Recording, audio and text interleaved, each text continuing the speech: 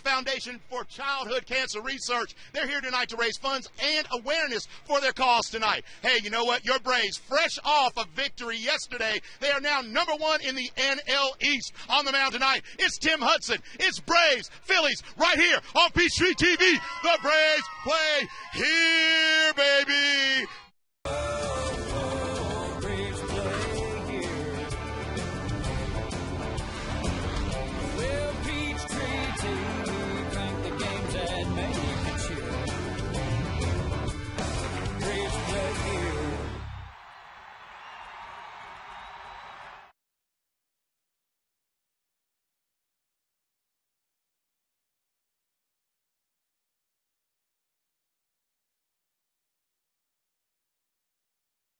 Weekend is over here at Turner Field, and sadly, so is the month of May.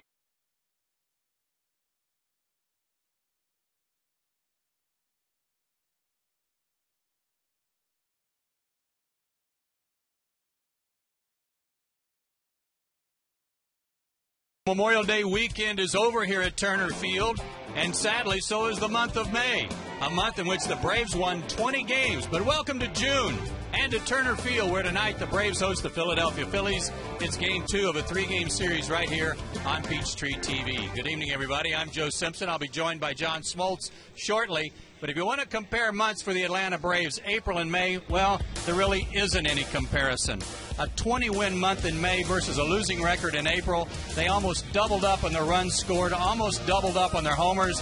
They cut into their ERA.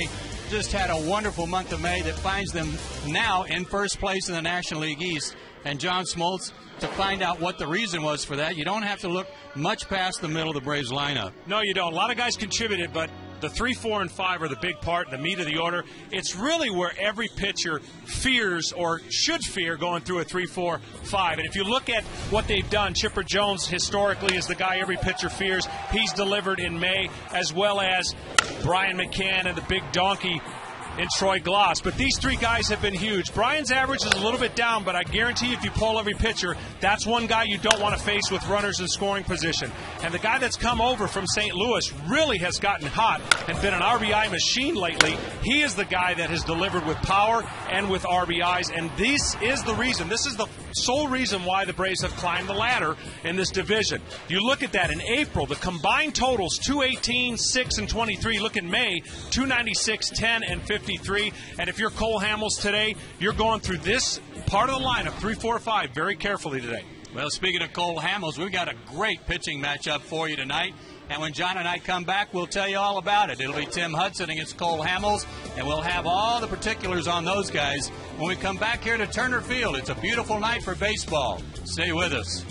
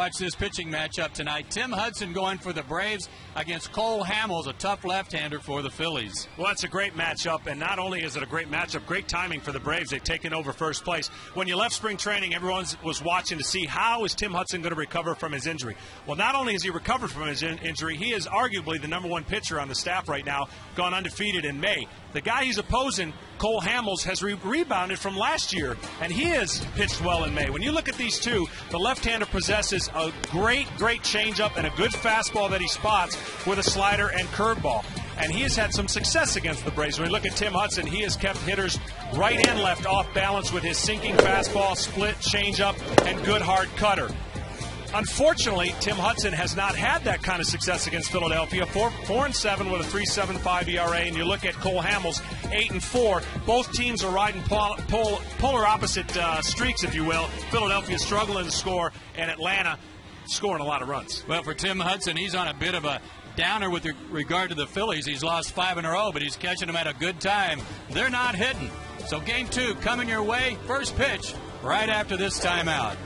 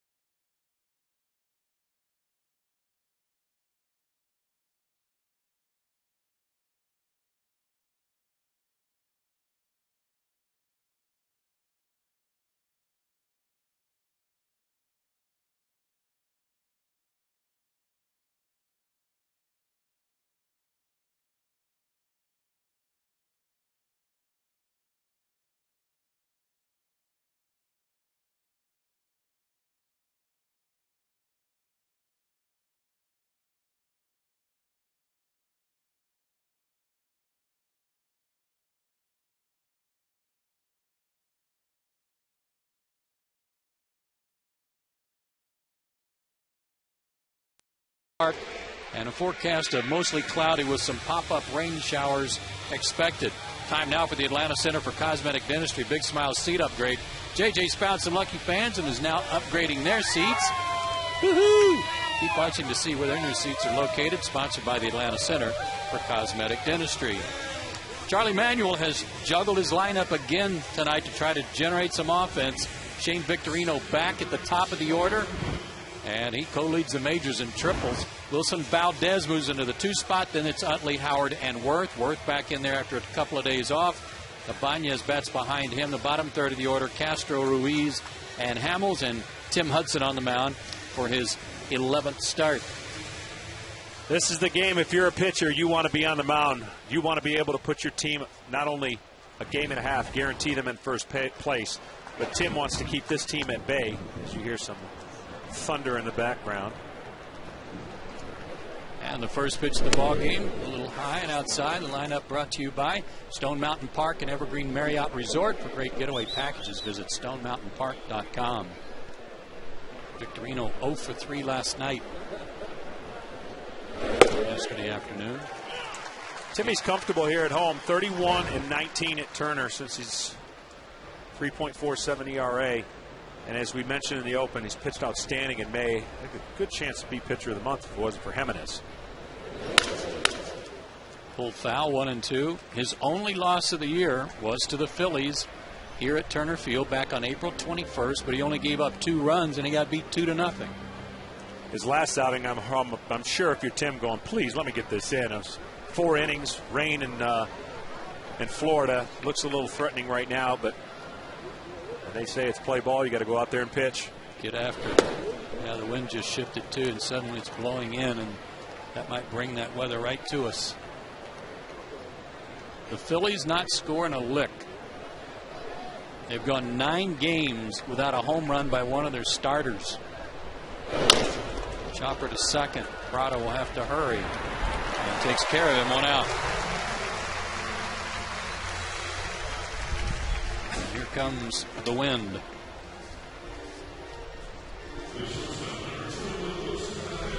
Hair keeps blowing in my eyes, Joe. I know. Val's got a clip back there if you want to clip your hair back a little. Wilson Valdez played yesterday, but batted 8th in the order. He's batting 2nd this evening, went 1 for 4 with a double.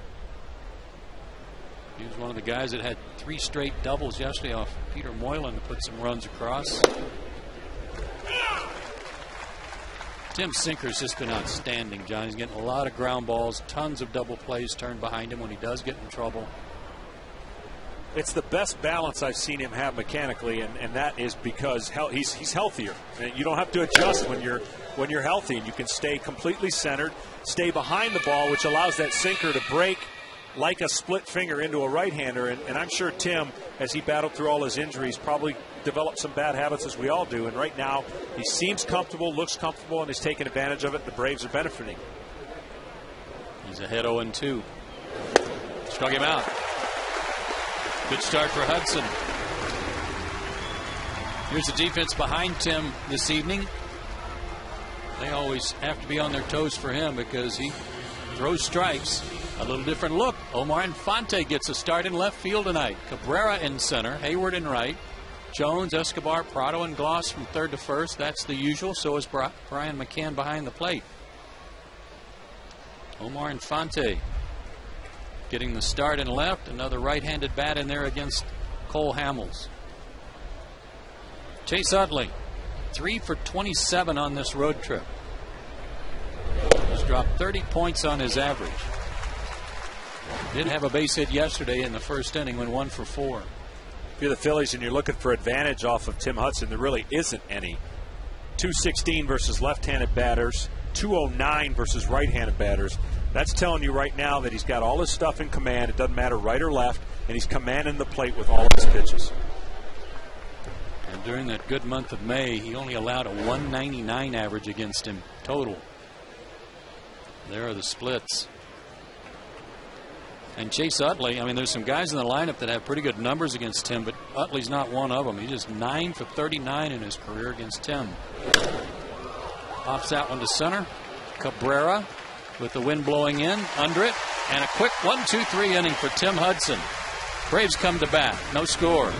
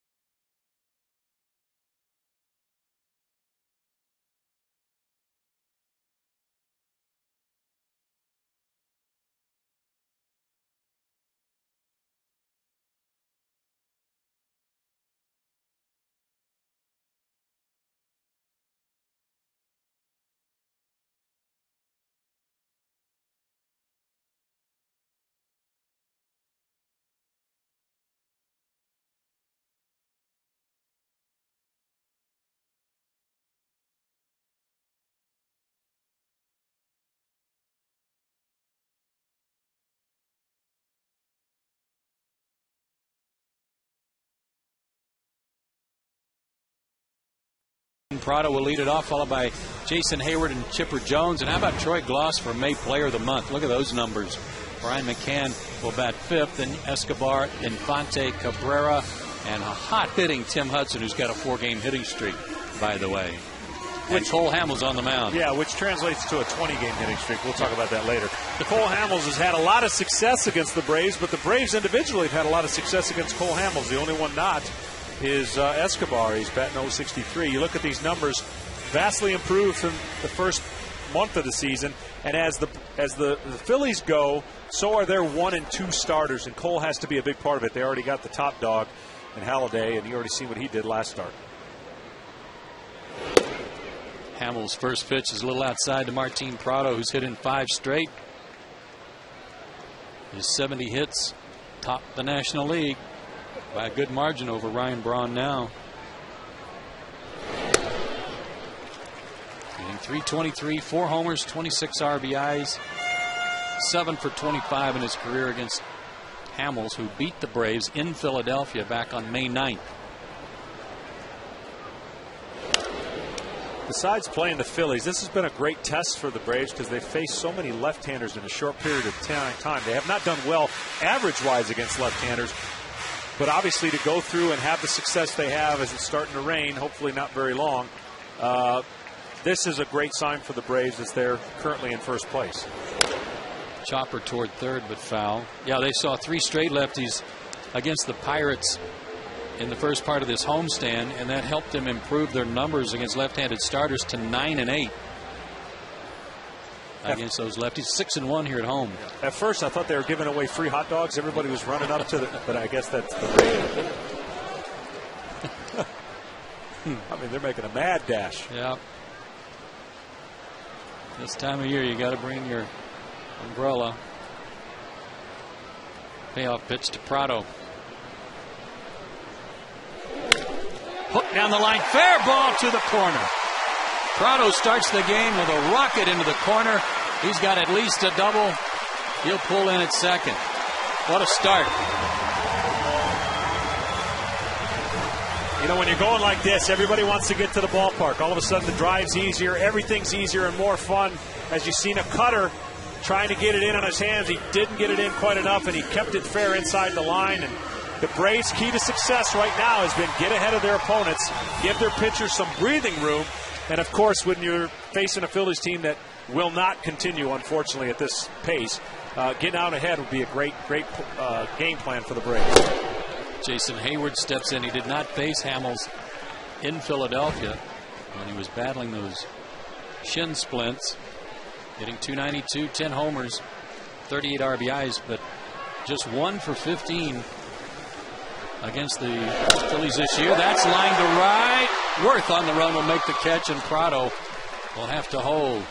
That was hit right on the button. Braves got off to a good start yesterday. John kind of set the tone with a 3-run first. And you know what? Every guy to a man wants to make a statement. Every guy to a man on the Braves knows that Philadelphia is still the team to beat, and they're going to score runs. And to jump on them now and to take advantage of it, because you're going to come back in July, you're going to face these guys so many times. You want to make a statement. You want to say that this is not a fluke. We're not just picking on the weaker teams, that we can play with everybody, and you gain confidence along the way, because let's face it, the Braves haven't been in the playoffs in quite some time. We're not used to saying that. And so, you know, you can get all the confidence you want and reassert yourself and feel good about taking on the bullies of the last 3 years, and that's been the Phillies. Chipper had a big 2-run homer in the first yesterday.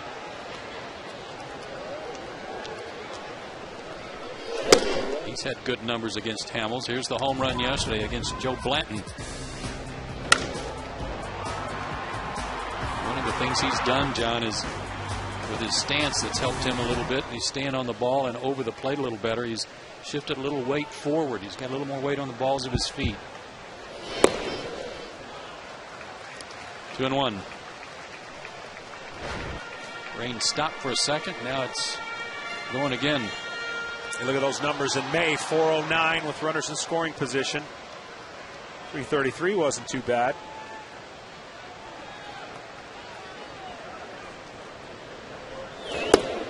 Chipper 9 for 22 against Hamels in his career with 2 homers. What happens in this game is you have statistics, you have a name on your back, and everybody fears it for a long time when you're putting a tremendous amount of statistics on your card and on the field. And Chipper's getting closer to getting hot, where pitchers are going to have to start going, okay, he's back in that groove as he takes a walk.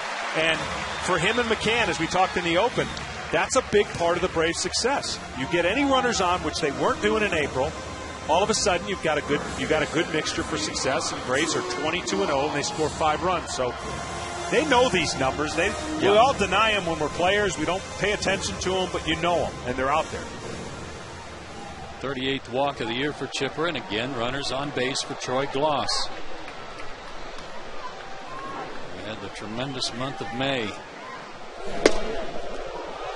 This one high and tight. Chipper said after yesterday's game, he said, you know, Troy did something I don't think I've ever done. And that's drive in 28 runs in a month. Au contraire. Yeah. Twice Chipper's driven in 29 in a month. June of 97, August of 04. And Troy hit one in the seats yesterday, too. Bobby said these were the hardest hit balls he'd heard hit all year. Early on, the bat speed didn't look like Troy Gloss type bat speed. He's getting better here in May, and very few guys seem to be beating him to the ball, and it's showing in his numbers. Here's the rain. Tim Hudson's going, Uncle! Yeah, he is. It's coming on down now. He told me, and I knew what he was going to tell me. He said he almost had Bobby convinced. He was doing everything he could. He was running, throwing, and after this pitch, I'll tell you what Bobby told him. Drive to left.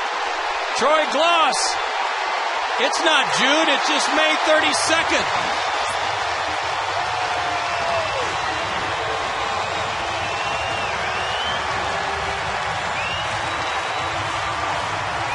I bet you that's a real wet home run dog, but he does not mind it. As again, an off-speed pitch, and he delivers it over the left field seats with plenty to spare.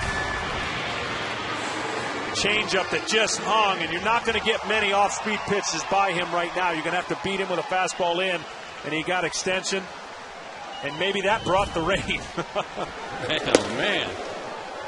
The Braves have now outscored their opponents 32-18 in the first inning.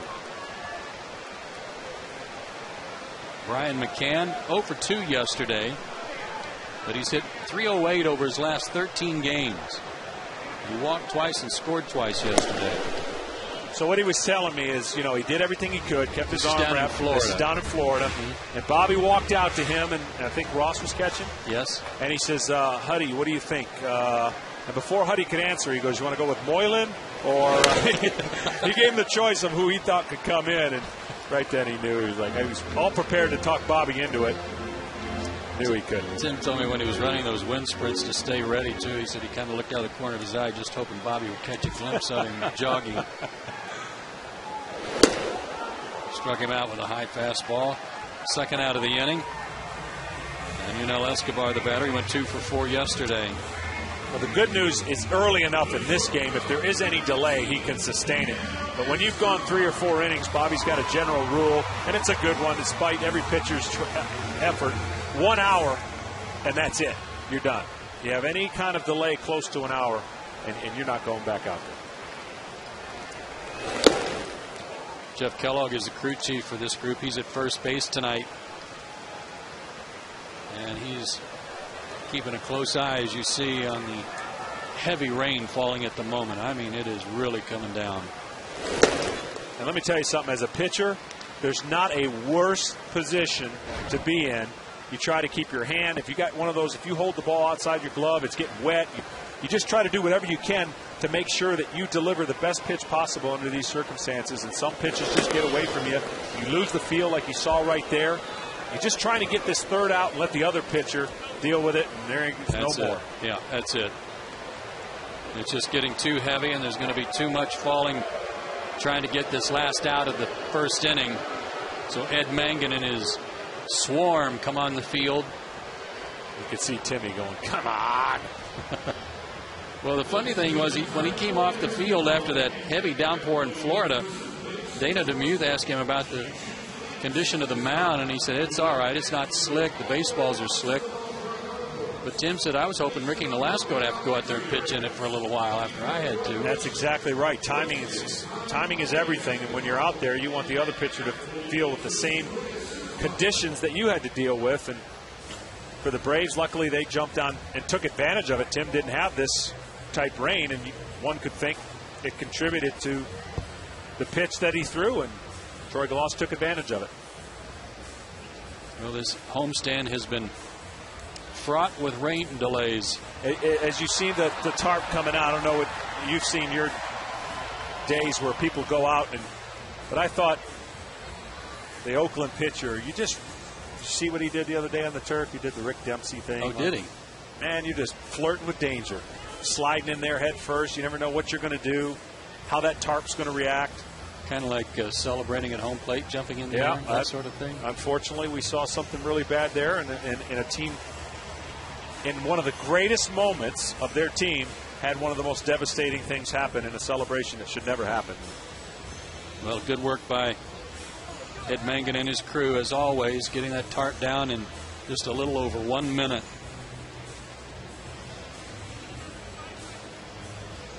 I mean, it does look fun to go out there and slide on there, but certainly there's no reason to do it if you're a big league player. Rick Dempsey was a catcher, and he could afford to do that. He was getting beat up as it was. Anyways. The good news is the Braves already have 3 runs on the board, thanks to the Troy Glaus home run. The Phillies have not scored more than 3 runs in their last 9 games, so that bodes well. But their offense has just been awful. Been outscored 52-22 in this stretch, and prior to that, they outscored their opponents 97-45. And you know, I don't think we talk enough about Jimmy Rollins when he's been out. There's no coincidence since he's gone out. They've gone into the skid. He just creates such a table setter for this offense. Not to mention his great defense and leadership. And they desperately need to get him on the field. I was joking with the manager earlier, and I said, if you want to get him healed quicker, just tell him I'm pitching tomorrow. He had great numbers against me. And Rollins will be here in 5 minutes. Yeah, their last 9 games, I mean, it just brutal. They didn't get shut out yesterday. All their runs came in the 7th inning. But they've been shut out 5 times in their last 9 games. And since May 18th, when a lot of this started, since May 18th, they're 3, 4, and 5 guys. And you were talking about that in the open with respect to Chipper and McCann and Glaus and how important they are to the Braves. Well, think about Utley, Howard, and Worth. You know, they're 3 big guys in the middle of their lineup. Those 3 guys combined have hit 190 with 3 homers and 8 RBIs since May 18th. That's 24 for 126. They're not getting it done, and nobody's really getting on base in front of them either. I know we've seen our version here early on. It's contagious. Everything's contagious. I don't know why it works that way. I don't know why some pitchers get every 5 days where they don't get runs. I don't know why those things happen, but they do. And over the course of a season, they should work themselves out. And you just need to take advantage of it if you're the Braves, and vice versa. Other teams have taken advantage of the Braves when they weren't getting the leadoff runners on and so on and so forth. But if you think that this is going to be the formula that exists when they see the Phillies in July, that'd be a bad assumption to make. And take every game that you can now and get the advantage.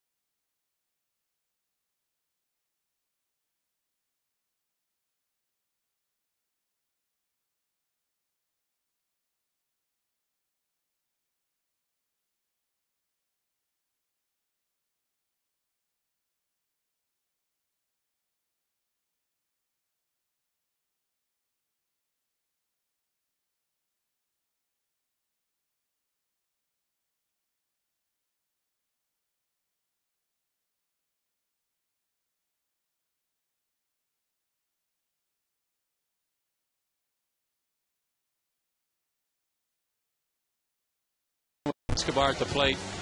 Jeff Kellogg said that's enough. We need to get the tarp down. And that ended the night for Cole Hamels.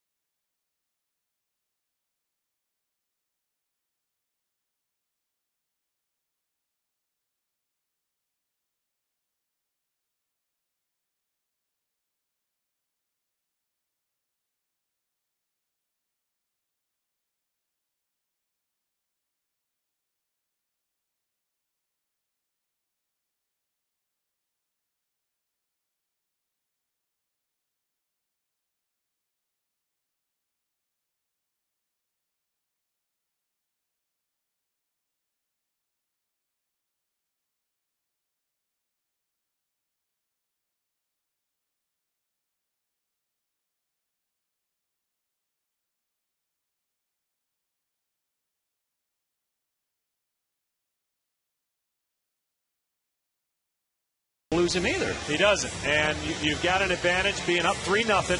Philadelphia, of course, is in a different position. They certainly can't afford any more injuries to their pitching staff, which has already been hit hard. So they're not taking any chances with one of their top pitchers. And you got Chad Durbin, who has really done nothing today other than prepare himself for a ball game that was probably going to be a little bit later of an entry. He's forced into a role early and see if he can keep the Braves at bay and give his team a chance to score.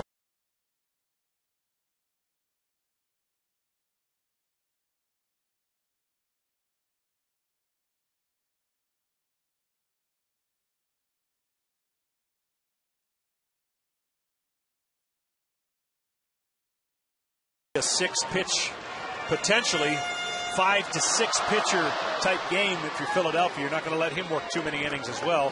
He did pitch last night. Charlie's going to have his hands full with matchups, and he doesn't want to burn anybody for the next couple days, but he's got no choice right now. An hour and 4-minute rain delay officially. Payoff pitch, he walked him. And that walk belongs to Cole Hamels. You know, I've seen it in the game. I've seen one pitch delivered by a pitcher. Matter of fact, in AAA, Blauser hit a line drive off the guy's leg. That run scored, and that pitcher ended up losing the game throwing one pitch because he had to come out of the game. Couldn't walk. So don't put down the final line for Cole Hamels just yet. Omar Infante gets the start tonight in left field. He's hitting .302 with a homer and 9 RBIs. He goes after the first pitch, and that ought to end the inning. Utley has it. That was a real long first inning. That inning lasted forever. It seemed like it. This trot around the bases wasn't bad, though. A 3-run homer for Troy Gloss after one. Braves up.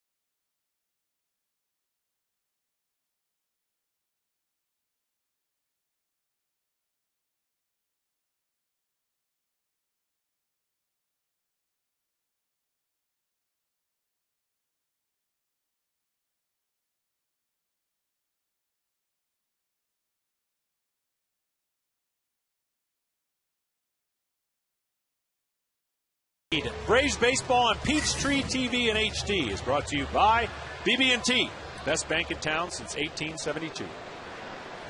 And Tim Hudson does indeed return to the mound. First time he's been out there in an hour and just about 20 minutes. But as John pointed out, he probably threw in the tunnel underneath the stadium during the rain delay, and Ryan Howard leads off, and he swings and misses at the first pitch. One of the things you look for as a manager and pitching coach is, you know, how Tim is able to handle the next couple innings will dictate how long they let him go in the game. And again, it's early enough. It shouldn't have any effect on his fastball. I would guess, too, with a guy like Tim, because he relies so much on his sinker and cutter and getting ground balls, John, that they'll keep a close eye, too, if he's able to get the ball down.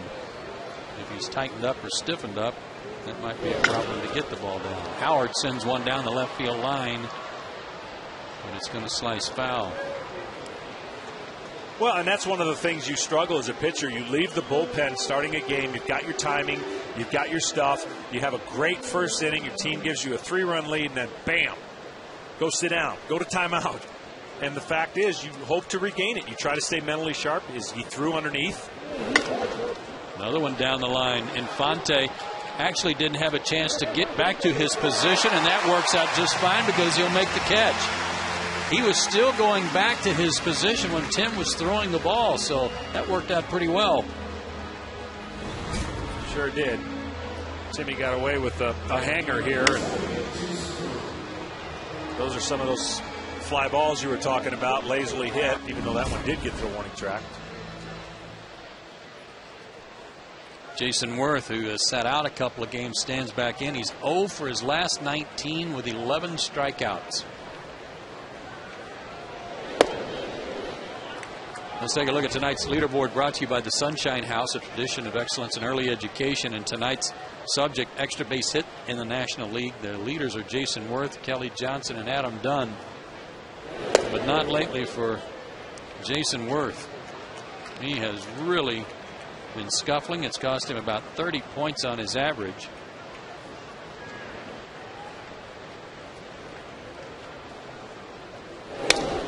One of the things that goes on in baseball, and we talked about why teams go through streaks and so on and so forth, but the natural thing for a player is everyone wants to pick up the slack. Everyone wants to try a little harder, and this could be a product of, you know, I'm going to do my part, and you try a little hard, and next thing you know, you're in a slide, and everybody starts falling into a pattern of, how did this get here? How did it happen? And you really can look back to 2 straight knuckleball games, even though there was a day off in between.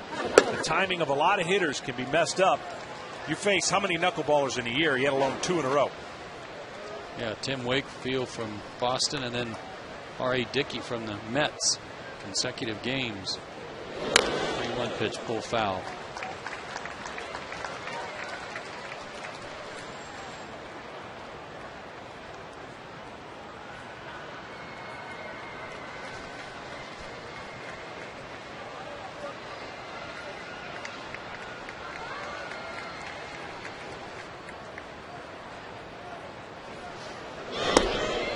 Draws a walk. That's almost a moral victory these days for Jason Worth. And Raul Ibanez will be the batter. 1 for 3 with a double yesterday. Phillies got all the runs in the 7th inning on 4 straight doubles by Ibanez, Ruiz, Valdez, and the pinch hitter Ben Francisco.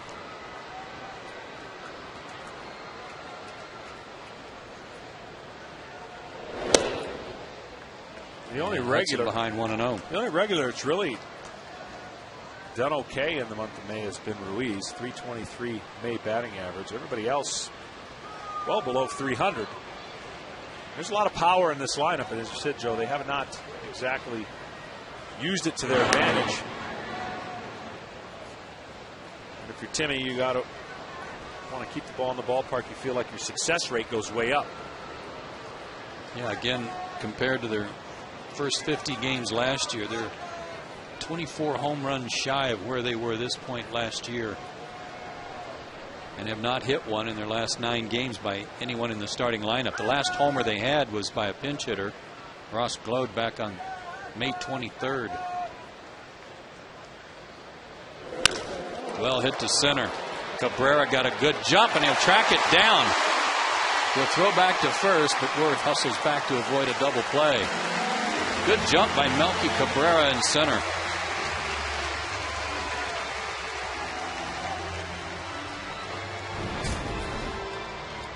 Well, an hour and 20 minutes didn't keep the defense on their heels. Good jump to get that ball, and you always see it differently. You always want to make that throw, even though chances are you got to throw it in case the guy falls down. You got to execute the throw. I can tell you, when you're in center field, though, he looks so far off the bag, you think, oh, I can get him. Yeah. Dead duck. Juan Castro, the batter, did not play yesterday. Hitting .250. He's been a guy that's gotten a lot of the playing time in the absence of Jimmy Rollins, but then he suffered an injury, and that's when Wilson Valdez started playing.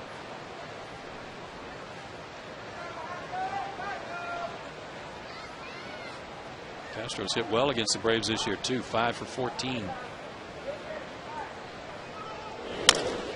Chopper towards short. Escobar, nice play, inning over. A walk, but no trouble for Tim Hudson. We go to the bottom of the second. Braves still up 3-zip.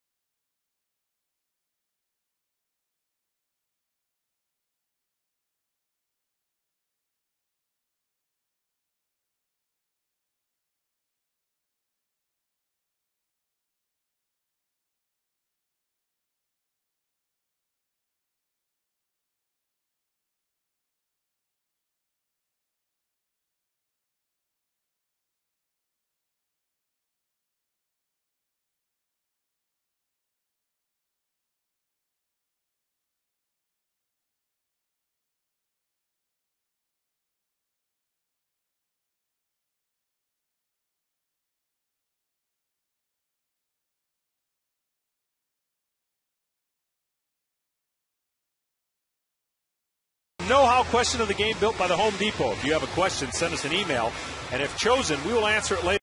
Send your email to braves@peachtreetv.com. Please include your name. More saving, more doing. That's the power of Home Depot. Melky Cabrera will lead off the second for the Braves. Cabrera, Hudson, and Prado. Chad Durbin up there for his first full inning of work. Melky Cabrera is one of those guys that we could put on that split between April and May. At 194 in April, 290, 195 in April, 294 in the month of May. And has his average up over 240 as a result. 1-2 the count. You know, a little bit, we talked about it early, the adjustment of the different lineups in the National League versus the American League, but more importantly, the lineup he batted for had some power all around him, and certainly a pitcher is going to pitch him differently and give him maybe more pitches to hit. Whereas the adjustment period for him, I'm sure, was a little slower than he wanted to, and he's made some nice adjustments coming up to this game. Well, he's had some good numbers against Cole Hamels. That was one of the reasons he was in there, but Durbin, with a good changeup, strikes him out. And here's a hot hitter. 20-game hitting streak. Yeah, you may want to explain that. Well, as a pitcher, you only get to play once every 5 days, and if you prorate it out, he's had a 5-game hitting streak, or it was a 4-game hitting streak. 4. And so if he were able to play every game, he himself said it would be a 20-game hitting streak. So really, a pitcher, you got to multiply by 5. And there you have it. That's the theory of how you hit as a pitcher. And I see. It's impressive, 20-game hitting streak. So we just concede those 16 games and assume he was going to get a hit. Well, yeah, he didn't get a chance to play. Okay, I'm with you. That's good. 5 for 13 over that stretch, and he's hitting 280. 1-1 to Tim. Couple of RBIs.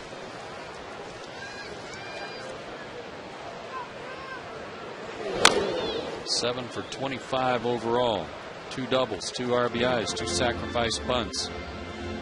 And only 5 strikeouts. He's striking out once every 5 at-bats. That's not bad at all for a pitcher. That's better than the strikeout to at-bat ratio of some of his teammates. Yep, he's well on pace to get 20 hits for the year, which is a great mark.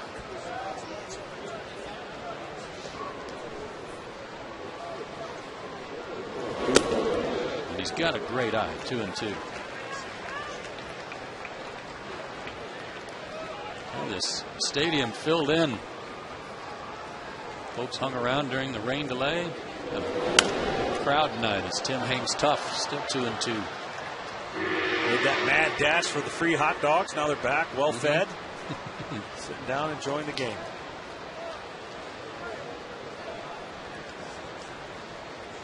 Durbin's 2-2. Back through the middle. Base hit. 25-game hitting streak. Yes. Stay hot, Tim. Well, I like that. He came back and shook hands with Glenn Hubbard and patted Glenn on the back. That's Tim. All right.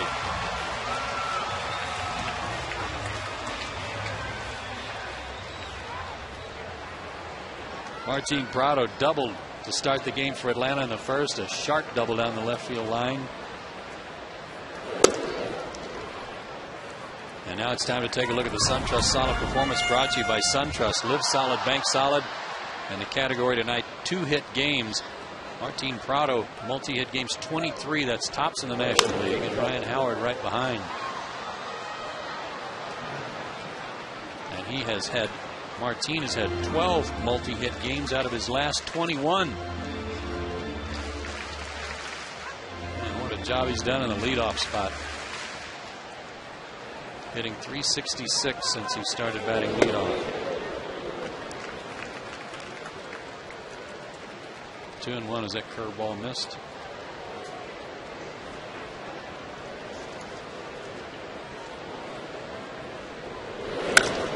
Well hit to center. Victorino can cover a lot of ground though, and he backpedals shy of the track to make the catch. 2 out for Hayward, who hit a line shot rocket to Jason Worth in the first inning.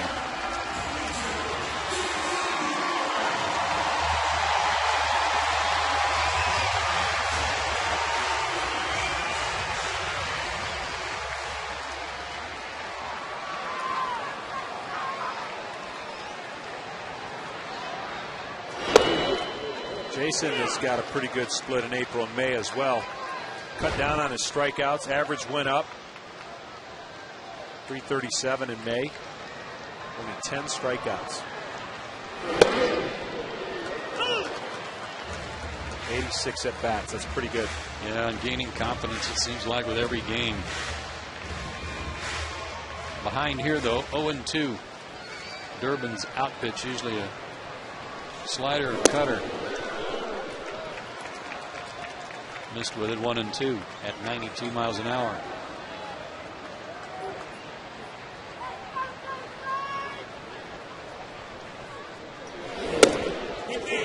Durbin was walking. He thought it was strike 3. Campos said no. Awfully good two-seamer, starts in, comes back over the plate.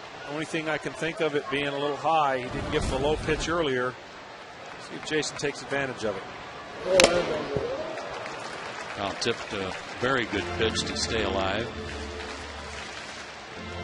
Durbin's right around 90 to 92. That's about the high for him, that 92 fastball he just fired. Saw the slow curveball earlier. Struck him out. I'm sure Jason agreed with that one. Strikeout number 2 for Durbin. We played 2.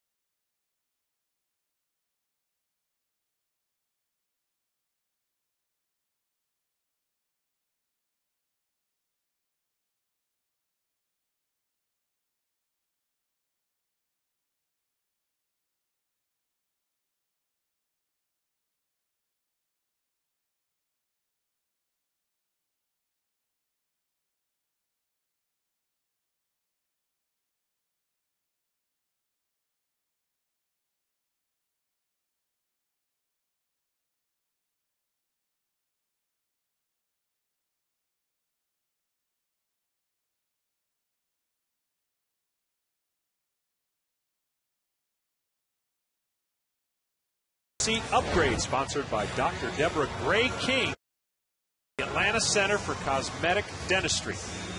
The place in Atlanta to get a beautiful smile. These folks are Special Olympians from Peachtree City. Well, I hope they're enjoying the game so far. I think most Braves fans are, leading 3-0 over the Phillies. Tim Hudson able to literally weather the storm, an hour and 4-minute rain delay in the bottom of the first. And he'll face Carlos Ruiz, the catcher for the Phillies, to start the third. Ruiz hitting .299, 2 homers, 12 RBIs. You talked about his good work in May. He's one of the few guys for the Phillies that's had a good month.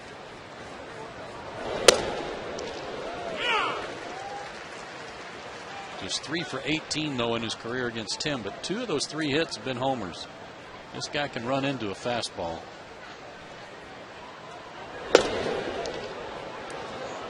And 1. Tim's fastball is still nice, lively, sharp. He's hitting location. That's part of what we talked about. His mechanics have delivered and put him in a position to really hit most of the spots he's aiming at. Tough play here for Chipper. No chance. A swinging bunt base hit and the leadoff man on, and that's something doesn't happen too often to Tim.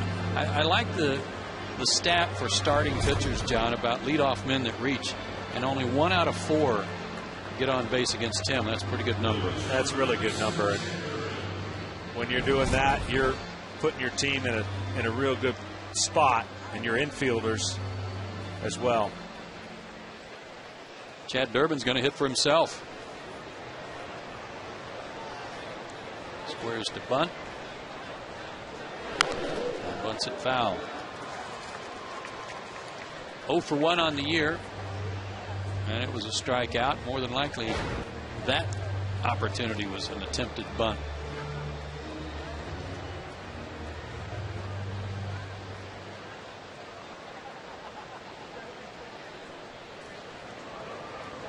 Really get on top of this guy. No more than he gets an opportunity to bunt. 0-2. Being in the bullpen, he doesn't have the opportunities. He can still practice it, but he doesn't have the opportunities. You bank on probably 3 or 4 for the year. You don't even get to take batting practice. Now, some teams allow it, but no, you're right. It's been a while. He'll try it again. Takes high.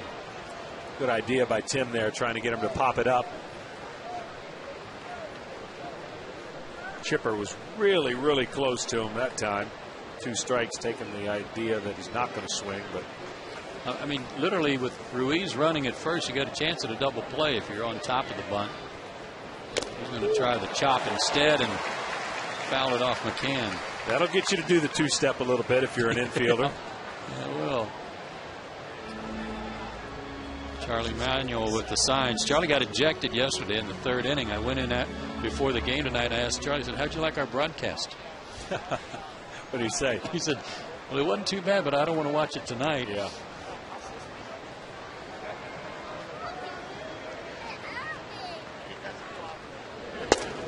Now, what was that all over? Just getting hit, player getting hit? Player got hit by a pitch. But as Greg Dobbs, but he didn't leave right away. He kind of stood at home plate, and then Larry Vanover then kind of shooed him down to first. Bobby came out and argued that he didn't get hit by the pitch. Vanover consulted with the other umpires. They agreed that he didn't get hit. And Durbin doesn't get a bunt down, and he's out. That'll be strikeout number 2 for Hudson. And I didn't blame Charlie for getting thrown out. So they changed the call. Yeah, they changed the call. But what was odd to me and something I've never seen before is that the base umpires basically convinced Vanover to change a call about getting hit by a pitch. But see, Dobbs is just standing there. Exactly.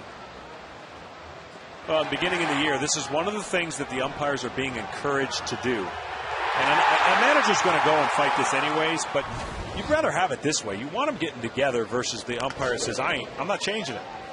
And so, unfortunately, you're on the other side of the call, but if the other 3 guys see the same thing, more power to them. My point is, how did they see? How could they tell if the ball hit him or not? Well, I mean, it was down and in. There were all kinds of legs and gloves down there. I think the hitter gave it away. I thought he did too. He didn't immediately trot to first, which was, I think, maybe a telltale sign to the Braves bench. Victorino 0-2 with a couple of bouncers foul. Nice play by the Braves ball boy.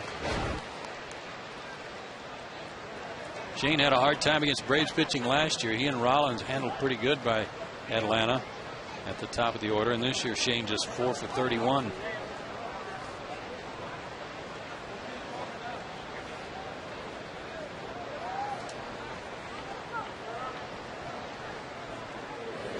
Struck him out. Number 3 for Tim. He went upstairs and got him to chase.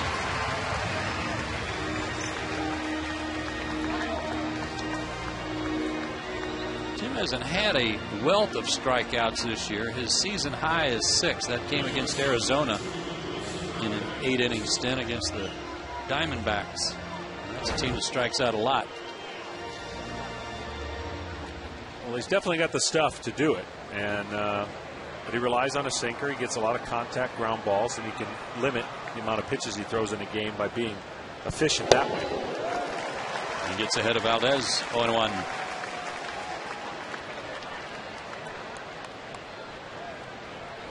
The next pitch would be number 40 for Tim.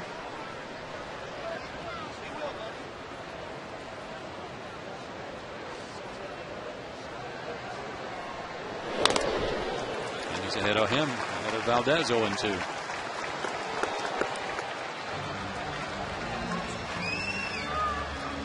I'm going to be interested following Timmy's progress because every pitcher has an internal clock. What I mean by that is it's already 2 hours past what you warmed up to do, and you always think, well, it's 5th or 6th inning, and mentally you get bogged down. See how locked in he can be to get through those 5 innings and then judge it from there, because your body's telling you, you should be in the 6th or 7th by now.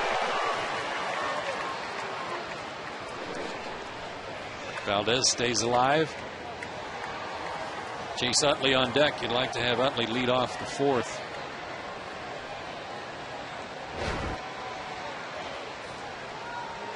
Phillies have a winning record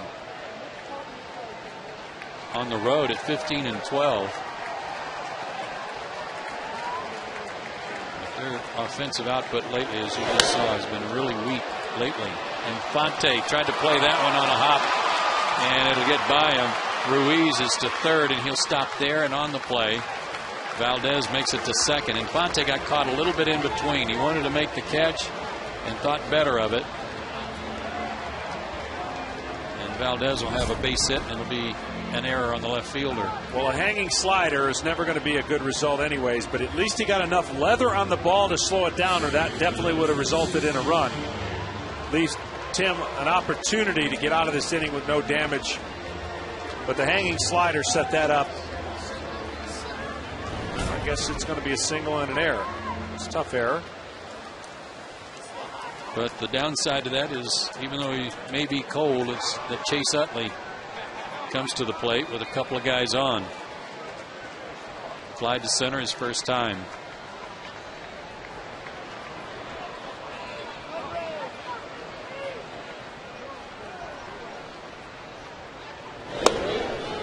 Sinker misses. 1-0. Yeah, he's not been called. That's a good pitch, and Durbin was looking for the same result on that pitch. That's a strike. Timmy needs that to be a strike. It's over the outside part of the plate. Definitely had plate. It's not too low, so it had to be off the plate in the umpire's mind. But the way Tim Hudson likes to pitch and the success he's had against Chase Utley, he needs that pitch to be a strike. Changeup missed. 2-0. Because what that does, Joe, as a hitter, I mean, that pitch right there, if it's 0-1, you might get him to swing at it. Right. Because it looks like that same type of strike that should have been called. So the count does affect the way you pitch and the way a hitter feels at the plate. And when you can get him defensively, get him chasing, obviously the pitcher has the advantage. Most definitely a 1-0 count. It's a little different when you throw that changeup. Hitter doesn't feel compelled to have to swing at it. Had a better pitch to hit there and pulled it foul. 2-1. And what makes the Phillies predominantly tough, except for the street they're going through, even though there's an open base right there and you've got a great hitter at the plate, another one's coming at the plate, on deck circle. They just kind of load it up at you. Yeah, this guy though, his numbers against Tim aren't very good. Whereas Ryan Howard's hit 5 homers in his career off of Tim Hudson, so I'm sure Tim feels confident at going ahead and going after Utley here. 2-1. Popped him up. Headed for the seats. Chipper will have a look. And out of reach. 2-2.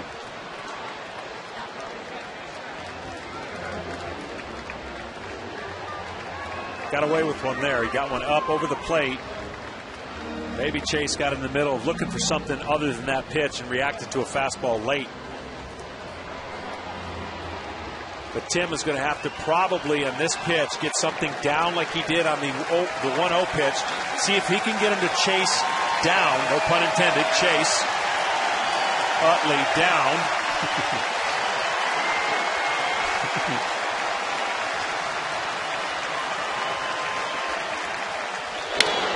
Fouled it back. Boy, a good target set up by Brian McCann, too. Would you like your catchers to set up early? Not too early. I didn't want the guy at second base seeing the signs or the position where he could give location. Giving pitches is not as important sometimes as the location of the pitch. Now, if you crossfire your catcher, it doesn't matter. So I wanted him to know that we were going away, set up a little bit later, give me that last second target.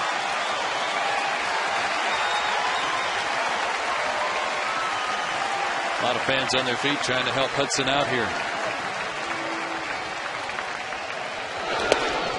Dirt, a good block by Brian McCann there. That saved a run. Full count. Like a split finger pitch that he shortened up. Yeah, split finger that came out almost like it stuck to his hand, and Brian made a nice adjustment to block it to keep the runner at bay. Tim still has the luxury of throwing whatever pitch he wants. He doesn't want. The hitter doesn't know that because, to your point, Joe, you don't want to face the next guy on deck. But there is a base open. You still have the luxury of pitching to any part of the plate and any pitch you want. Let's see what he goes with. Payoff.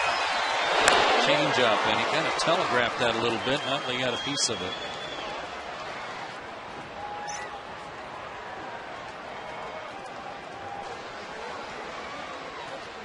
All right, John, you're the pitcher, and you're looking in for the signs here.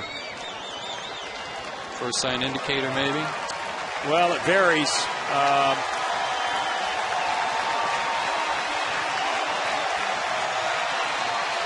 Don't want to tell the Phillies guys what they're watching in there what it is, so I'm going to play dumb here and take cutter in or split. Split. The split got him. Hudson strikes out the side and leaves runners in scoring position. Chipper, Gloss, and McCann coming up.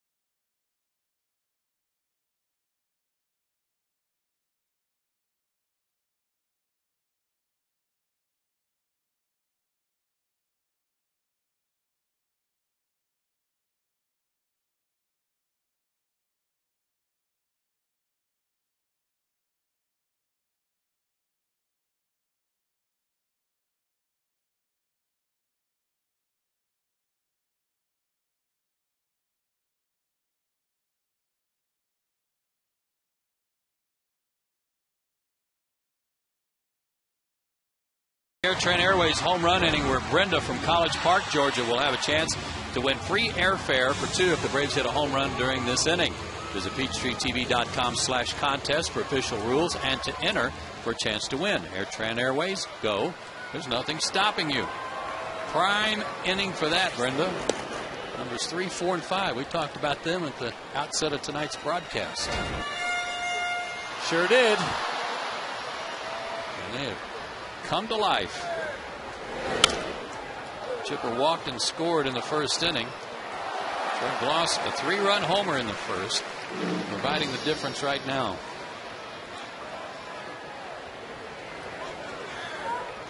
Talk about the pitcher and rain delays. It can affect the hitters as well as they're sitting around. That's what they're timing.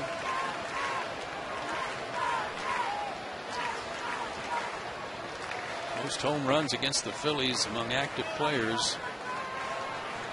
A Brave and a former Brave at the top of the list.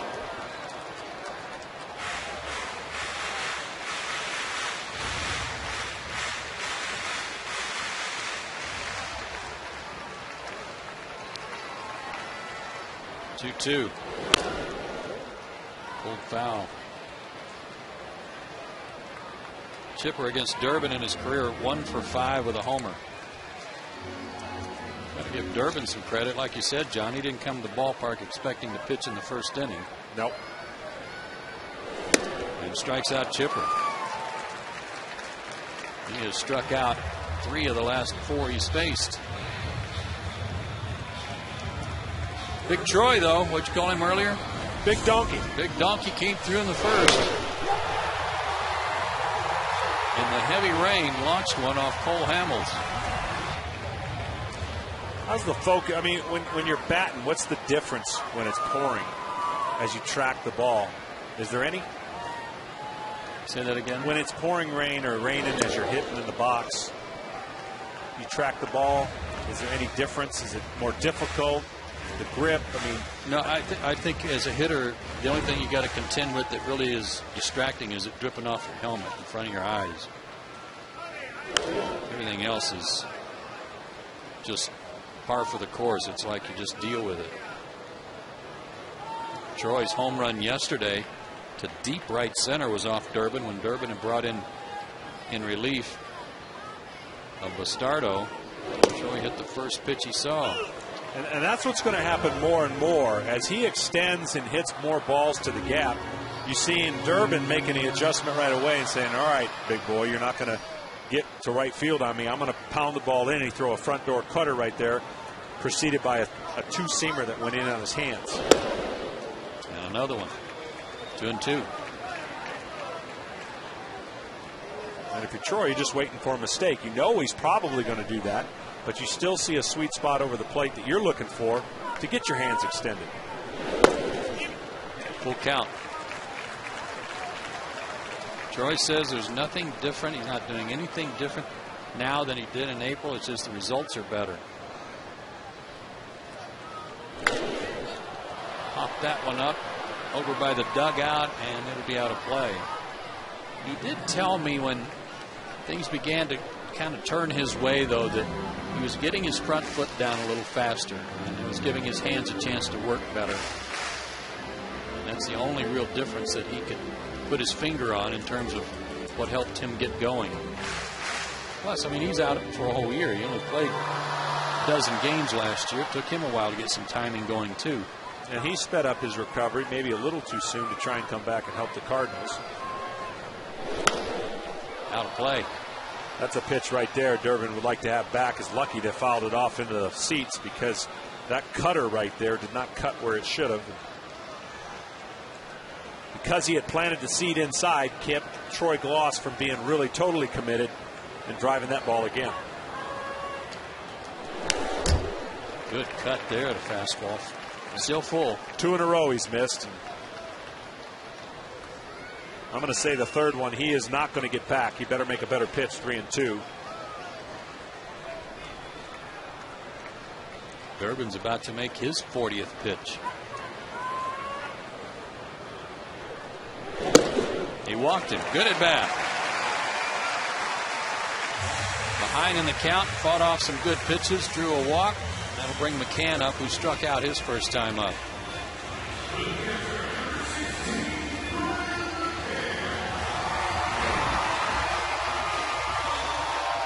McCann 1 for 5 in his career against Durbin.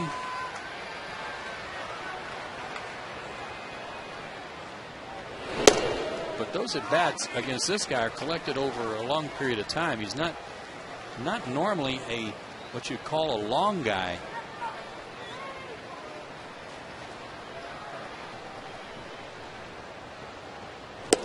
And if you just joined us, Cole Hamels started for the Phillies, gave up the 3-run homer in the first, and with 2 out in the bottom of the first, the rains came, and the delay was 1 hour and 4 minutes, and Hamels did not return.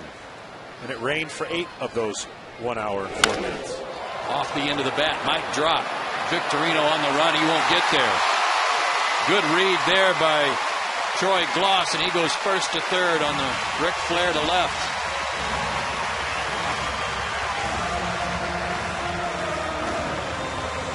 Big Donkey was flying right there. Yes, he was. Brian will take these hits. There haven't been too many lately. He's going to get hot, but he'll take it. And as you mentioned, Joe, a great read. Seeing the ball right off the bat, getting to third base in scoring position. Head down. Picking him up, putting him down. Pop-up slide, ready to go if the ball got away. Yunel Escobar with an RBI opportunity. One out, they're on the corners. He drew a walk his first time up.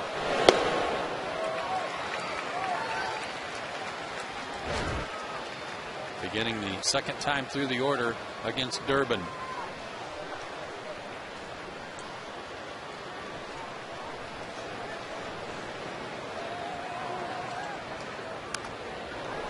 Play. Fastball got in on him a little bit. 1-1. Marlins lead Milwaukee 4-3, bottom of the seventh. Down in Miami. Houston shutting out Washington 4-0 after 3. Are you sure they got that problem fixed up there? You're going out on a limb if you're trusting it. Completely trusting the scoreboard. The one I really believe in is that the Mets are at San Diego tonight, and that one doesn't start for a while. Chances are they won't be having any pop-up showers. To third. Might be two, but Castro boots it.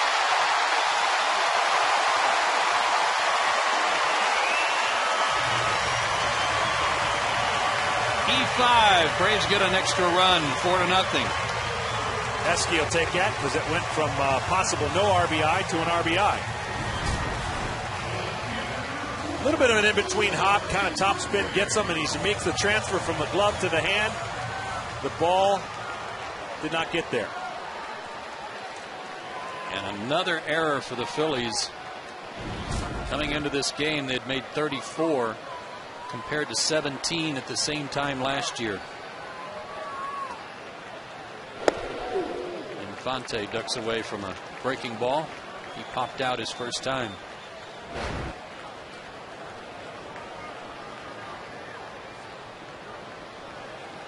Infante now 0 for 10 in his career against Durbin after his pop-up. But not this time. Base hit. That's going to score McCann. Escobar on his way to third. The throw comes into second. Brian McCann did something kind of funny there that kind of worried me, John. It's 5-0 Atlanta, but Snitker waved him in, but Brian was really taking it easy around third and even looked over his shoulder to see if there was going to be a play, maybe favoring that quad muscle. Might be, and for all taking it easy, he did, and I agree with you. He's either real confident that he's going to score or he didn't think he was going to be sending him. You know what? He took his head off, his eyes off the base, and had to pick it up at the last minute to make sure he touched it. That's what I'm going with. That's my final answer, and I'm not phoning a friend. Okay. RBI number 10 for Infante. Rich Doobie out to talk to Durbin. Well, this is the product of a problem that the Phillies are going to face. And if you're a manager going, how much can I get out of Durbin? How long do I take my chances? And right now it looks like maybe a little bit too long, as they've got the bullpen going and firing, getting ready. Because as Durbin looks on deck, the hottest hitter in all of baseball right now is on deck. That would be Tim Hudson. 25-game hitting streak. Pal. Melky Cabrera struck out his first time up. Braves lead at 5-0. Lined and all into. No, Castro dropped another one. They had a chance at a double play there. Castro was trying to backpedal to find the base as Valdez is going to toss it to him, and he didn't catch it cleanly. Well, he too was trying to look down and see where his feet were to try and get to the base as he was pedaling. But Esky's got to be smarter than that, not take off at the crack of the bat. So he's backpedaling, trying to look for the bag, and at the same time trying to catch the ball. Not an easy play, no error. But the Braves still alive for that hot hitter. Al Galima looked it up. Dating back to last season, the Braves have won 33 straight games when they've scored 5 or more runs. 33 straight. And they lead this one 5-0. Hudson singled in the second. His hitting streak up to 5. He tries to drop one down, but it's foul. Not a bad idea. especially when you've been hitting so well and they're playing you back. It's bonus time now. Free hit. Antonio Bastardo, who pitched here yesterday, warming up.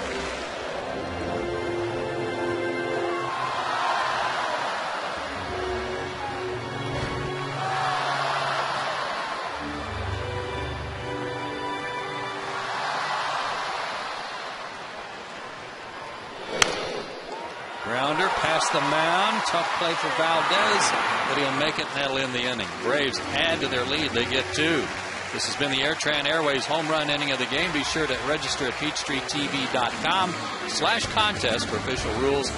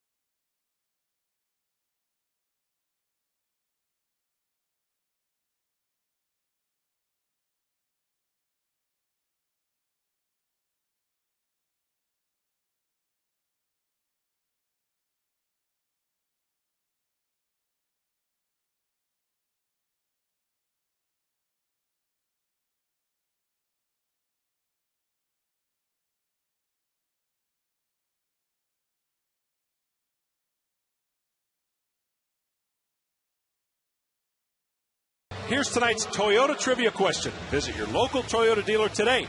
Toyota, moving forward. How many pitchers have won the LCS MVP and World Series MVP in the same postseason? I'm saying 4. I just go with the first thing that comes to my mind, Joe. Shocker. Ryan Howard leads off the 4th. Takes low, ball 1. Flied to left his first time up. What are you going to say? Well, I know Cole Hamels did it. Ooh, that's hit hard. Melky got a good jump, though, and made the play.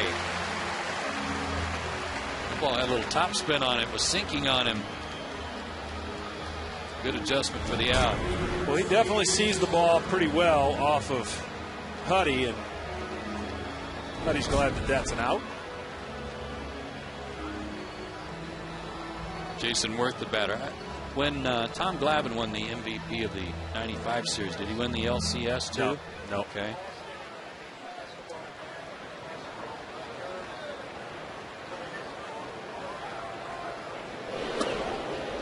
Mike Devereaux, I'm told, was the LCS MVP that year. 4's a good number.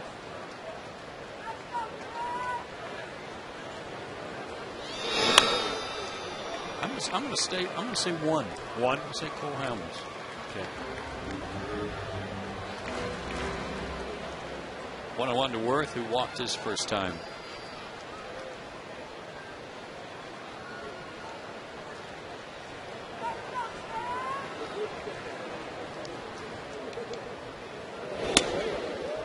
Boy, another good pitch that just missed. When you're in a funk like this, you know, guys will joke and say things like, what do we got to do? Pitch a perfect game to win a game around here? Well, matter of fact, they do. Yeah.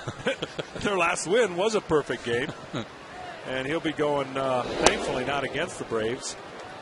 But that's the way it goes sometimes. Your offense will joke with the pitcher and go, hey, hit a home run and shut him out. That's what Glavine said. Never lost that way.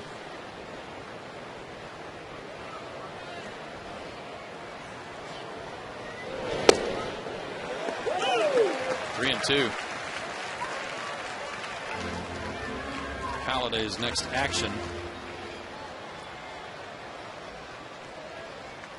will come at home against San Diego. Guys are off tomorrow. Back to back, maybe. Struck him out. Tim comes back from a 3-1 count. That's 12 strikeouts in the last 20 at bats for Worth.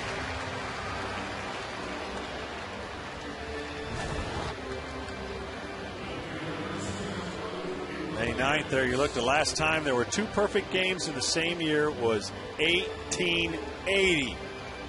And back then they had to pitch 13 innings to get a perfect game. Oh, no, maybe not 13 innings. See, I was wrong there. I thought Ernie Johnson was one of those guys, but not so. 11 strikeouts for Halladay down in Florida. Flirted with a walk more than just once. He had a bunch of times, and he got some counts. He got some calls that were, should we say, borderline. But when you're going as good as he is, and you can hit the spot more time out of not. 7 3-ball counts. A couple hitters doing a 2-step, thinking they were going to first, and the umpire said, "No, you're going to home. You're going back to your dugout." Hanley Ramirez happened to him a couple of times. Out of play, 2-1 to Ibanez. Line to center his first time. I wanted to ask him today. I'm sure he's been in so many close games that the perfect game or the no-hitter had no thought, because that's a 1-0 game. And you are concentrating as a pitcher to keep the other team from scoring. And so a lot of those 3-2 counts, if he walked them, he walked them. So be it. But he just happened to get the benefit of some of those calls, and he's in the history books. To right field and a base hit. Tim went to 3-1 on Ibanez, and he got a good pitch to hit. He's on with 2 out. Juan Castro, the batter, grounded out his first time up. Well, and not to mention, Josh Johnson pitched a pretty darn good game himself down in Florida. He gave up 1 unearned run. It was a mistake by his center fielder, Cameron Maben, that allowed that unearned run to score. There's no telling how long it might have taken to get the win. When you're facing Doc Halladay, you are always going to get the other pitcher's absolute best performance, because he's one of the guys that demands you cannot give up many runs. And they got a good one. And when they get their offense going, their front pitching staff, which has got some question marks to it, it's probably the only leak that they have until this recent hitting slump. They're going to be tough to beat. They've got to get the back end of their rotation, the closing, nailed down. But they're a confident team, and you could see they don't look like a team that doesn't think they're going to get out of it. That's out of play. 0-2 to Castro. Yeah, they're still missing Jay Happ, who was so important to their run last year. He's on the disabled list. They just got Brad Lidge back. Ryan Madsen will be on the disabled list for who knows how long with that broken big toe. And, of course, Jimmy Rollins that we already talked about. And his return doesn't seem to be anytime soon. Just trying to get some answers down there earlier today. They were, I don't know. 0-2 to Castro. 1-2. Hudson has thrown 66 pitches, 41 strikes. He needs 1 more out and 1 more inning to be official. Last year, the Phillies did not have anybody to win more than 12 games, and they went to the World Series. That's pretty impressive. 19 guys won a game for the Phillies last year. 2-2. Pretty sure that stat will be passed by the hurler that we just mentioned.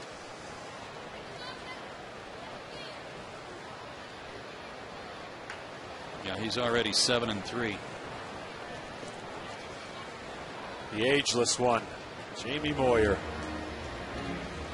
I saw him down in the Bahamas during the Michael Jordan tournament. He was going at it pretty hard in the weight room, and I asked him, please stop. I was actually in there too. Please tone it down. But he works pretty hard as well. Full count to Castro after Tim was ahead of him 0-2. The running joke in our neighborhood when I lived at St. Ives, Paul Ossenmacher lived there. He was always seen jogging the neighborhood.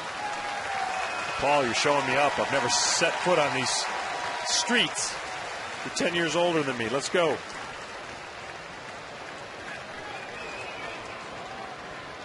Jamie has a complete game shutout of the Braves earlier this year. It's 5-5 on the year. Runner will go on the payoff pitch. Pulled foul. Tim's having to work a little extra here on Castro, even though he got ahead of him quickly.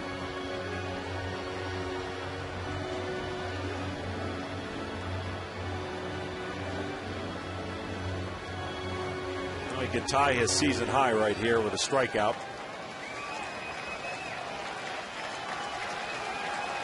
The split work done Utley to end the third.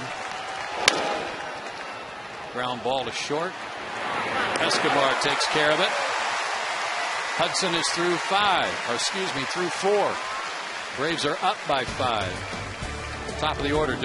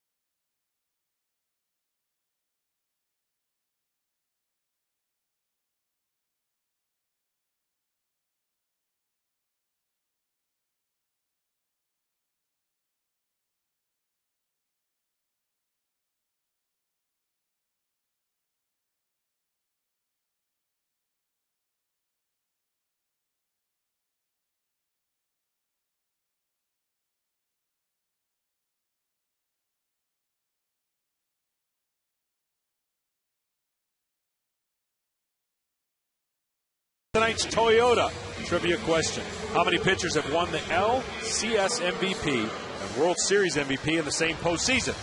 I said 4, and I'm probably wrong. I said 1. 3. And it's surrounded. Somehow I thought Dave Stewart or an Oakland pitcher was in there, but I knew Orel, and as you knew Hamels, I didn't have Levon in there. You know what? I should have, because that was the year that he struck out 34 against us. Saw Greg Dobbs. He's at third base. He'll bat 9th, and Antonio Bastardo comes in to pitch. He'll bat in the 7th spot. Just a third of an inning of work for him yesterday. And he gave up a hit, a walk, and 2 runs. Prado's 1 for 2 with a double and a run scored. Looking for another multi-hit game. And he Lifts one down the line, foul territory. Oh, nice effort by Ryan Howard, but he couldn't make the play.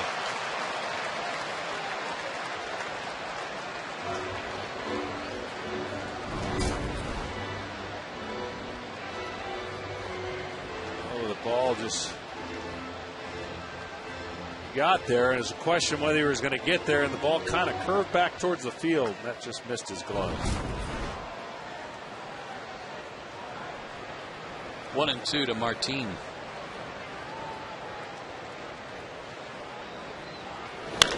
Line to left. Ibanez almost in his tracks makes the catch. Another hard hit ball by Prado. One out.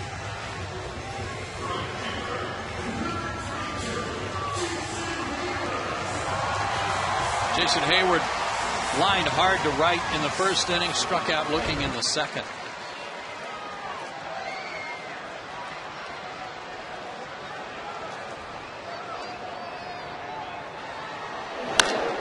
Sends a fly ball to deep right center.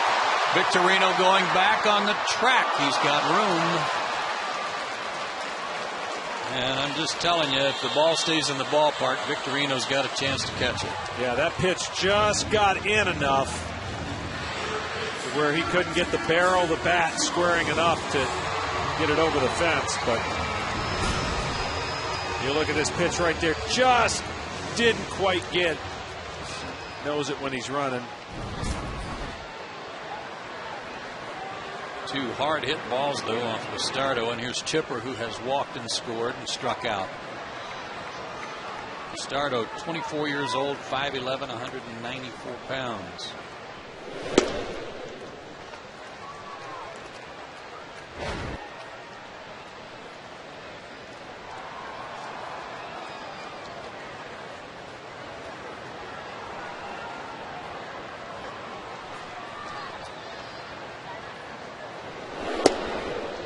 Ball, good one, 1-1.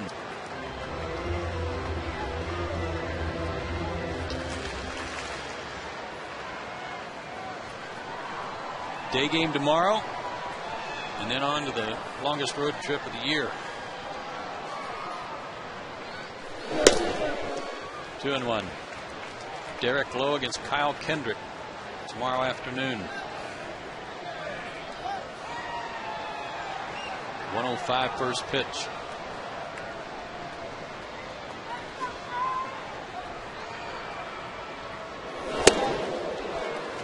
See those white caps the team wore yesterday on Memorial Day? Those I liked it, yeah. Caught a little bit of the Dodgers, too. They had the all-white uniforms with the white hats. They were nice.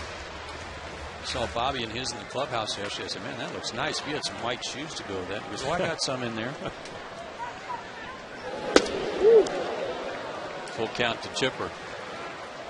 I don't know what year, but talking about the longest road trip. Remember that one year they had the convention or something where we were on the road for 21 days? Yeah, it's called the Olympics. It's not really a convention. It's it wasn't the Republican or Democratic convention down in. There was that too. Worth makes the play, and Bastardo has a 1-2-3 inning. Yeah, that was a long one too, buddy. Tim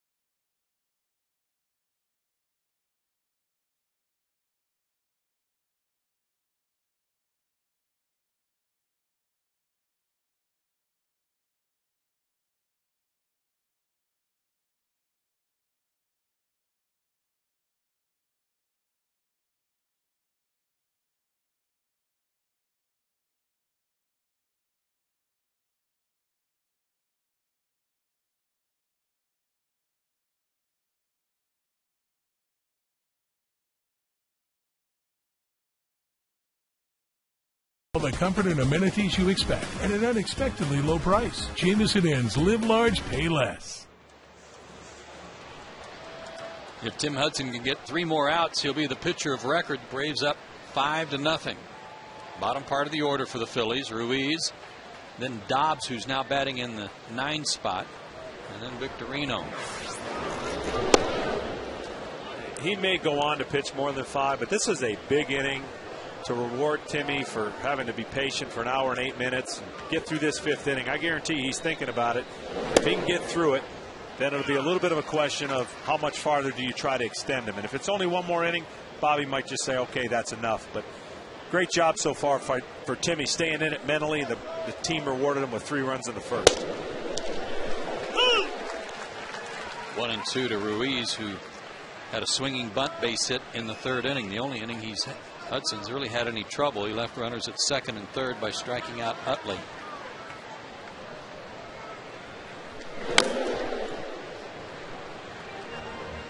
He's at 74 pitches. And that's not the issue. The pitches, I mean, he could be at 55 pitches. It's that length of time that takes a lot out of you. Being able to sit after you've heated up, prepared for the game, stretched, done all the things you have to do, and then slow it all down. Your body cools down as much as you try to stay warm.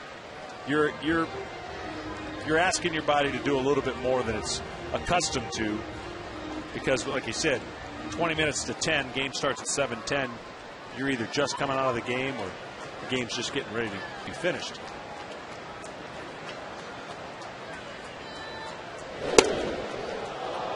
Wow.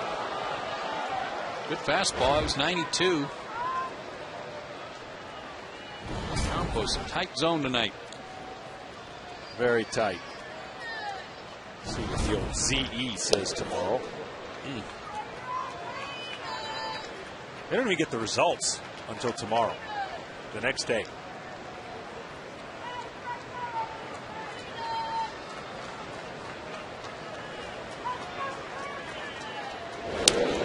Well, they lost him. Second walk issued by Tim.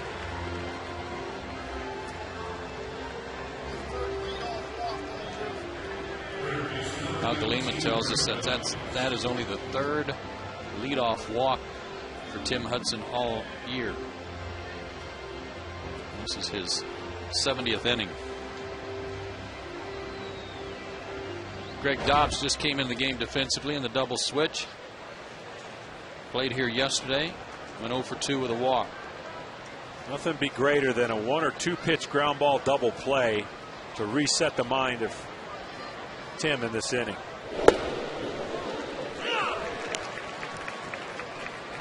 Well, he has a higher percentage of ground ball outs than any pitcher in the National League. Got 1 in the first tonight, 1 in the second. Struck out the side in the 3rd inning, and just 1 in the 4th. To 3rd, chipper to the knees, gets 1, relay by Prado, not in time. Almost.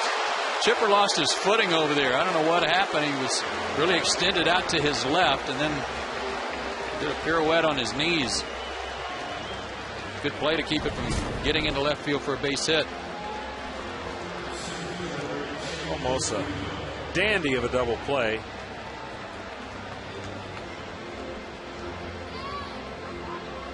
Yeah, well, that was a good throw by Chipper from that position.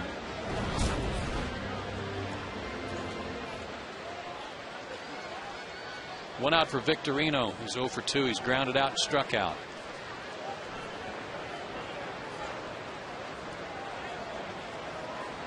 Oh for 5 in the series so far.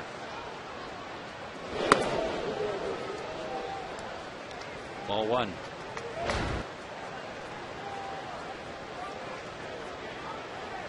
Victorino's numbers last year, as I told you, not so hot.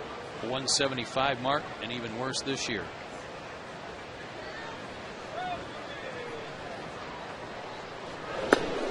Got to keep the ball down on this guy. He's a good high ball hitter, batting left-handed.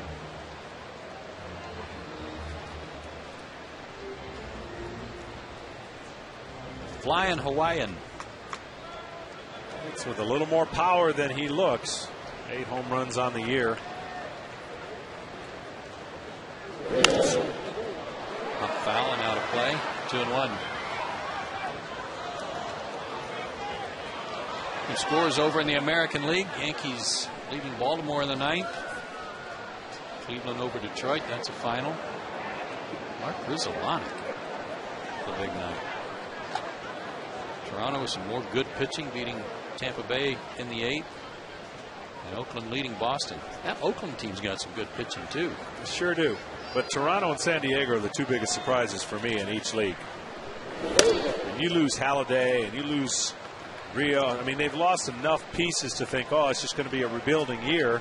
They're all happen to be in the toughest division, and all they do is score runs, hit home runs, and pitching extremely well. I'm sure Halladay was going, where were those runs when I was over there? Look out. That bat sailed right over the top of the protective screen and hit a lady about 5 rows back.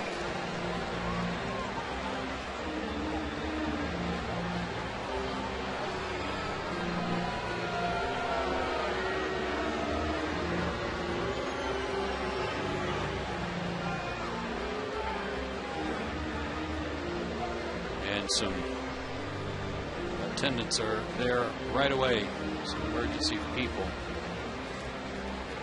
Well, in that spot right there, with the screen being so close, that's the last thing you think is going to happen.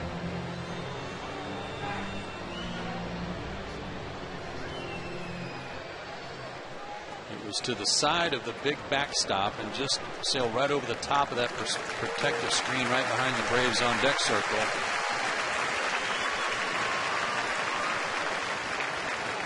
Walk out under her own power, but looks like she got hit in the shoulder with that bat.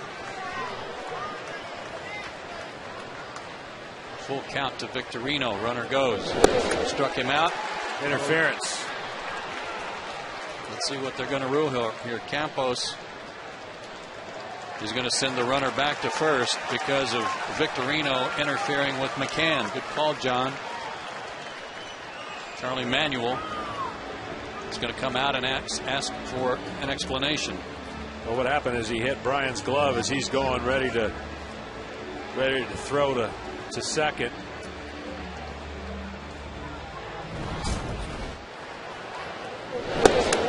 Oh, mask. Oh boy, conked him right on the mask.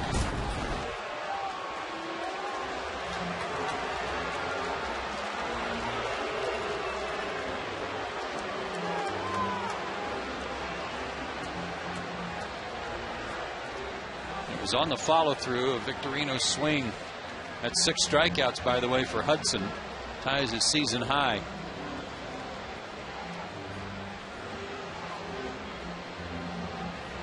Charlie's satisfied with the explanation and he heads back to the dugout. Take a look at it in slow motion.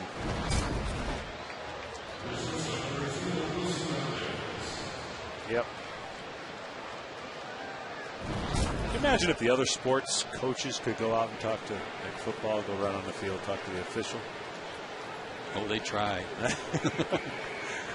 I've seen some of them about halfway out there. Makes baseball unique. We'll have a conversation, see what's up. Dobbs is back to first, and Valdez takes a strike. Tim needs one more out to be the pitcher of record. Valdez, as you see, singled his last time up. He's 1 for 2, struck out in the first.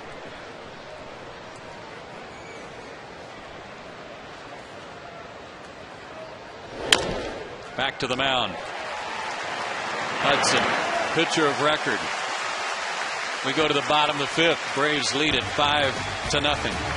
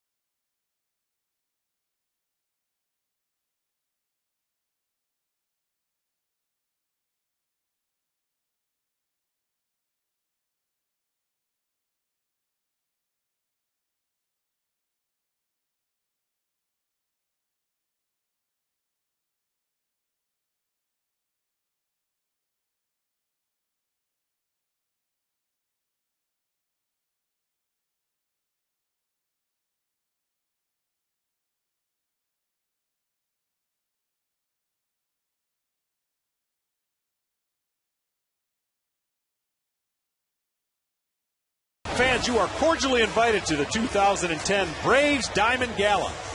Sunday, June 27th at the Lowe's Hotel benefiting the Braves Foundation.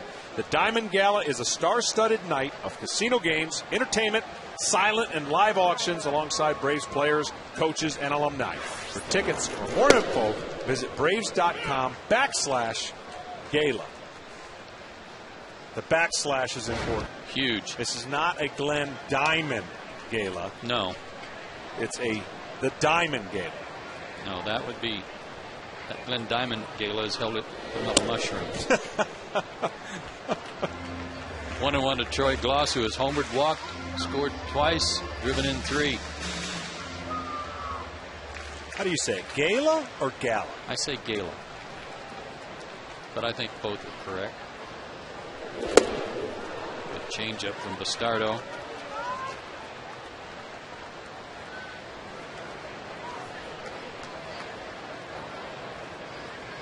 Guys really have to wipe a lot of sweat off tonight trying to hit, because it must be awfully muggy down there. Again, we had an hour and 4-minute rain delay in the bottom of the first.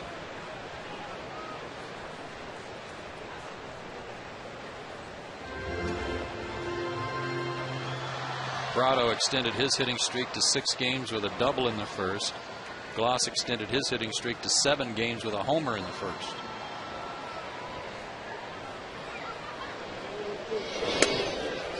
Two and 2. Final in Florida, the Marlins beat Milwaukee 6-4. Ricky Nolasco the winner. See who got the loss? It says Trevor Hoffman. That means he came in early. I don't think that's right. Into center field. Victorino has it measured. 1 out. Well, remember, they moved him out of the closer spot. He was moved into like a 7th or 8th inning role. I'm going to check it right now. Okay. I don't know if I'm ever going to be a believer in the scoreboard. It's going to take a while. You're going to have to work out something there with those folks. I'll be honest. I've been burned a few too many times. And okay.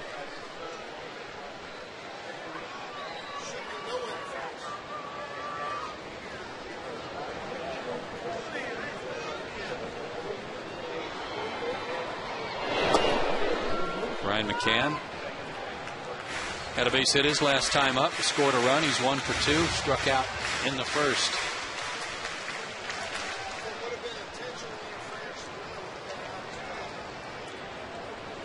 Five runs on just 5 hits for the Braves tonight. A 3-run homer by Gloss, the big blow in the first. 2-0, 94 on that fastball from Bastardo. he did get the loss. Okay. He gave up 3 in the 7th, it looks like.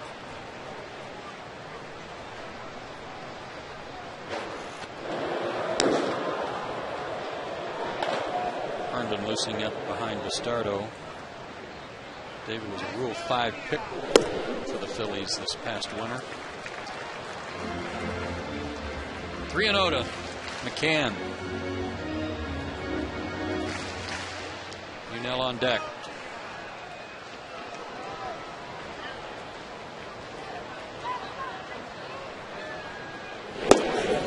In 1. Where's the All-Star game this year? Anaheim. Ah. Braves finish up right before the break in New York. Oh, man.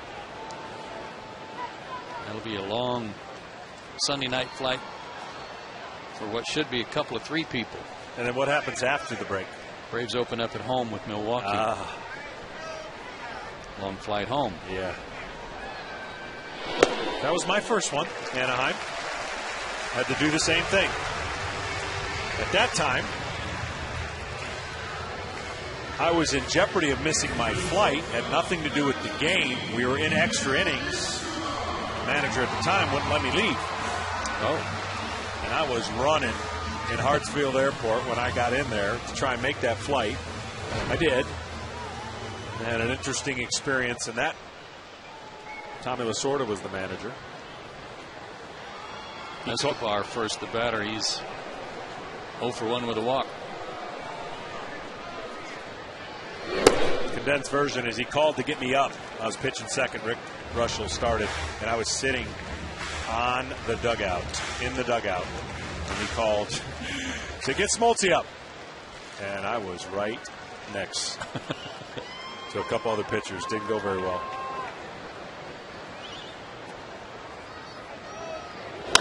Back through the box, base hit. Escobar with his first hit of the night. His third of the series. First and second, one out for Infante. You're lucky you didn't get a piece of that on a shin or knee. Escobar's swinging the bat a lot better lately. Yeah, he's coming around. He is 6 for his last 17. Charlie Manuel headed to the mound. He had Herndon up, and he is going to make that move. It's Johnny Holstaff tonight. Someone's going to have to take one for the team if it gets out of hand. 5-0 still within striking distance.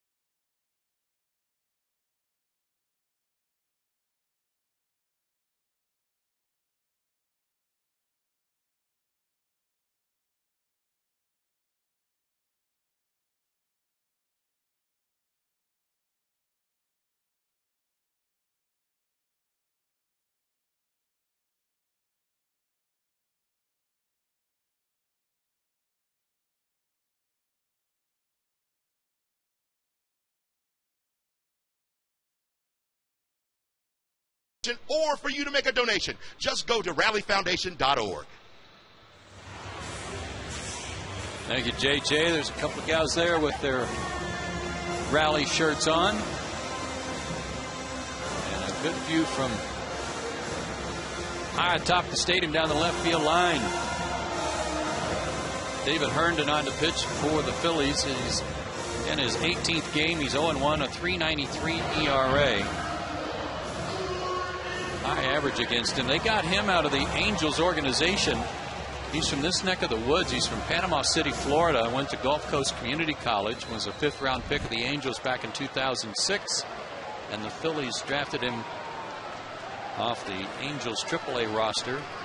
So he has to stay in the big leagues this year. 24 years old, 6'5", 230. First and second, one out for Infante.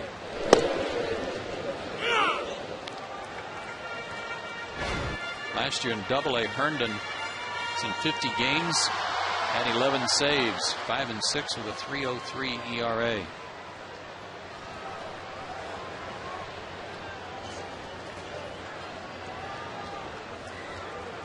Omar's 1 for 2 tonight. Count evens 1-1.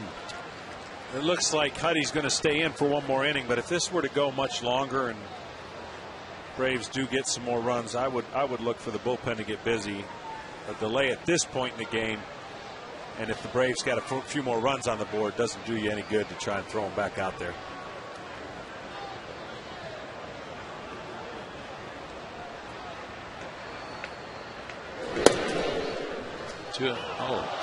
Late strike call by Campos. And it's 1-2.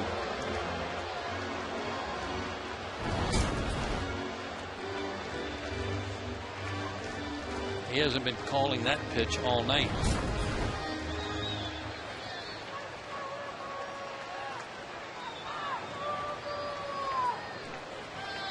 McCann in your pictures at second, Escobar at first.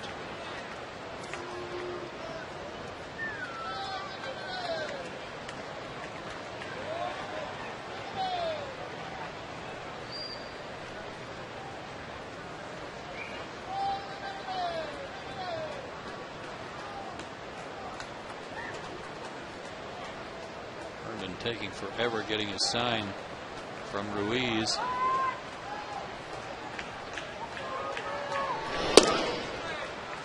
2-2. That was 94 on the fastball. You can rush it up there, a little herky-jerky with a little sink on it. See what kind of complementary pitches he throws along with that fastball.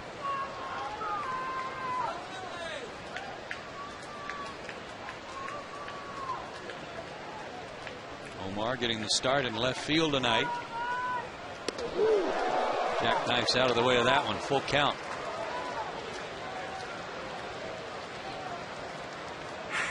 Those kind of mechanics will give a pitcher fits from time to time to be able to command that fastball. No matter how hard you throw it, you got to be able to put it in the spots and the locations you want to.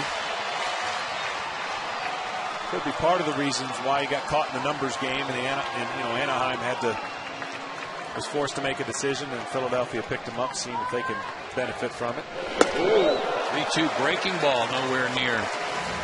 But what happens when you're pitching is if your arm doesn't get in a position, and what I mean by get in a position, get out of the glove, up and ready to go, and your body doesn't allow you to catch up, you're at the mercy of whatever happens as you're sliding or power going to home plate. This guy's going to have to figure it out, at this level, because you said, Joe, he's got to stay here in the big leagues. That's one of the conditions of the Rule 5 draft. Melky Cabrera will hit with the bases loaded and one out. He is struck out, lined out. Rule 5 draft means that if you're on a AAA roster, you can be drafted by another major league club to their major league roster, but the conditions are you have to stay in the big leagues all year long or be offered back to your original club. And that has happened. To second, Utley gets one. No chance for a double play, and McCann will score an RBI for Cabrera, and it's 6-0 Atlanta.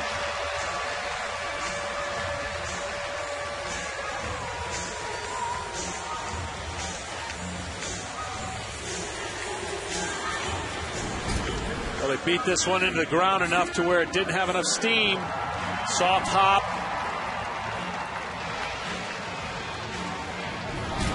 RBI. His 11th.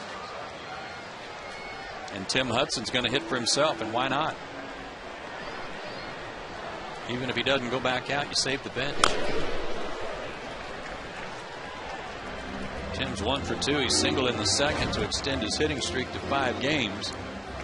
But there's no one throwing in the Braves bullpen, John. Nope, he's going to go back out. Sure, he assured Bobby and Roger he's good for one more. Tim is a hard worker, and being in shape's not a question. It's just a question of how long that weight does to your ability to pitch deep into the game, because if this were a normal game, 6-0, he would probably go 7-8 innings. Well, Tim doesn't look at it. He's real wiry. He's strong. Yeah. He is. He's strong. I mean, I take it for granted because he's not very tall.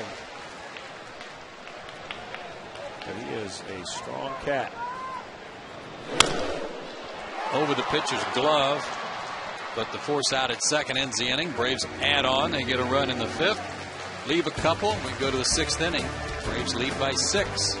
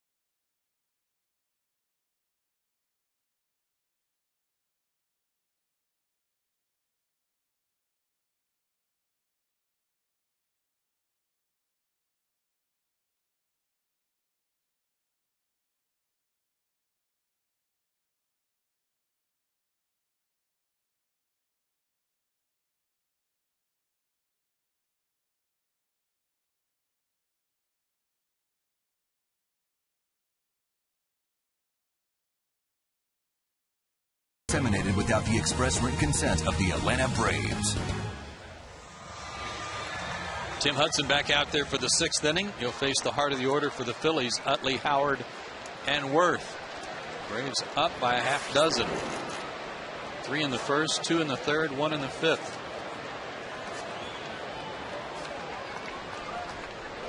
Utley has 1 of the 3 hits for the, Utley is 0 for 2. The 3 hits belong to Valdez with 1, Ruiz with 1, and Ibanez with 1.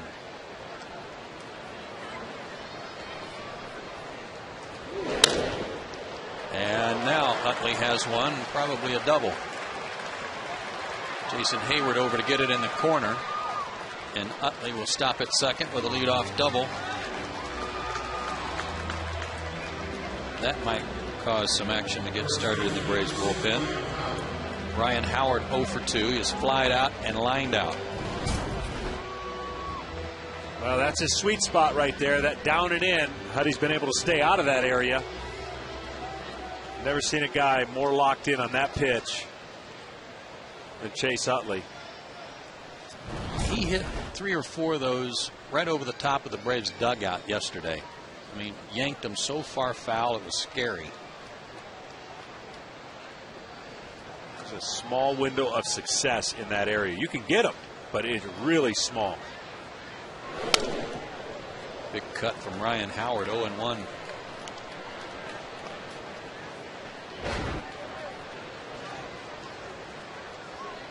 Howard with 8 homers and 33 RBIs. Shane Victorino with 8 homers and 33 RBIs.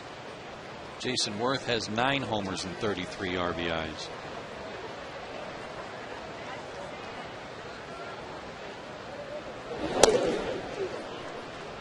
Curveball missed, 1-1. To be honest with you, I've had to check the paper to see if maybe during this stretch, did these players play? Like, did some of these guys play for Philly? Because you can't believe that 8 games, 1 run or fewer, 5 shutouts, and you just feel like, oh, maybe there's some guys hurt. You know, I didn't keep up. Oh, they're playing. Out of play. Well, coming into the game tonight, Utley was 3 for 27. Howard 4 for his last 25. Worth was 0 for 19 in the heart of their order.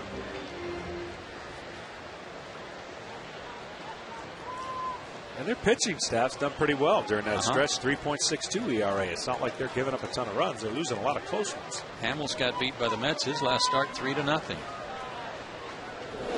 And pitched into the 7th. Now to play again. Their first 50 games, the ERA was 4.98 in 09. And this year, 3.68. Yeah. So some of those problems and holes they were concerned about from the pitching standpoint certainly has done well. It's the hitting that's got to get back to where they're accustomed to.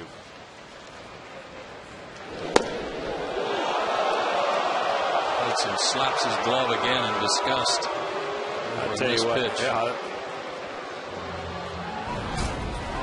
Huddy doesn't say much. Might be a little bit low, but that pitch was called earlier. Oh, he called a much worse. Infante. Yeah, much worse pitch on Omar. Called it a strike. 2-2. And he just jacked it, of course, after missing the call. And Hayward will watch that one fly into the Braves bullpen. And Hudson slaps at the ball after Campos throws it back to him. And I don't blame him. That home run, by the way, first in 10 games by anyone in the starting lineup for the Phillies. 9th of the year for Ryan Howard. 6-2. Hope Roger comes out here maybe to give him a little bit of break, because as a pitcher there's nothing you can feel like when you get the hitter out the pitch before and then give up a home run. I'll tell you what, it's frustrating. It was a bad pitch. It was up, but it was one that Tim didn't think he was going to have to make to Ryan Howard.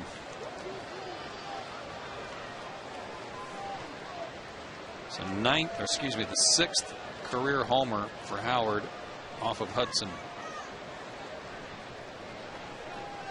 9th of the season for Ryan.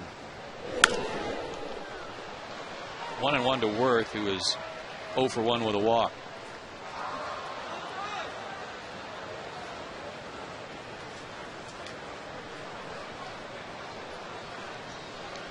Timmy, you got to find a way to get your composure back, get some outs.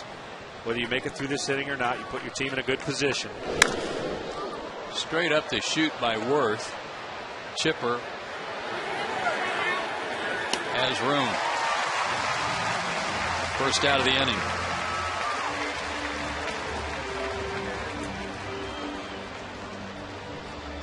Peter Moylan and Eric O'Flaherty loosening up for Atlanta.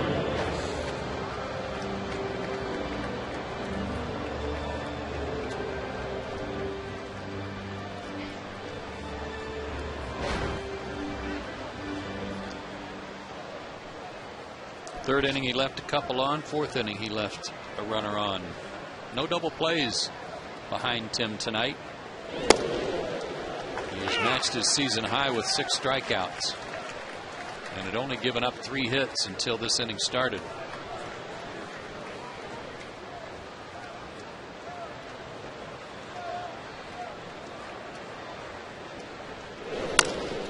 Ibanez chops that to Prado. 2 out. Good pitch right there. Timmy's 1 out from trying to get the sour taste out of his mouth. He's pitched really well. Had to deal with an hour and some rate delay. And I tell you, these are games as a pitcher. You realize you're grinding. Maybe only the 6th inning, but it feels like the 9th. And he'll be talking about that 2-run homer, unfortunately, when he leaves. Ross Glode will hit for Herndon. He started yesterday's game and batted in the leadoff spot. Went 0 for 3 and was hit by a pitch.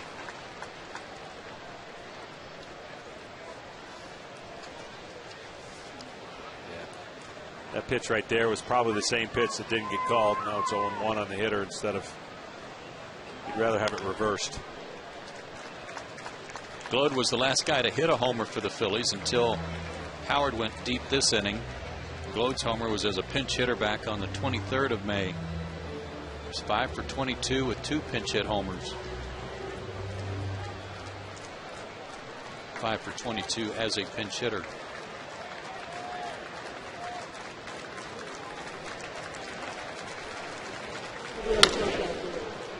Over the mound, Escobar, bare hands, throws him out. What a play.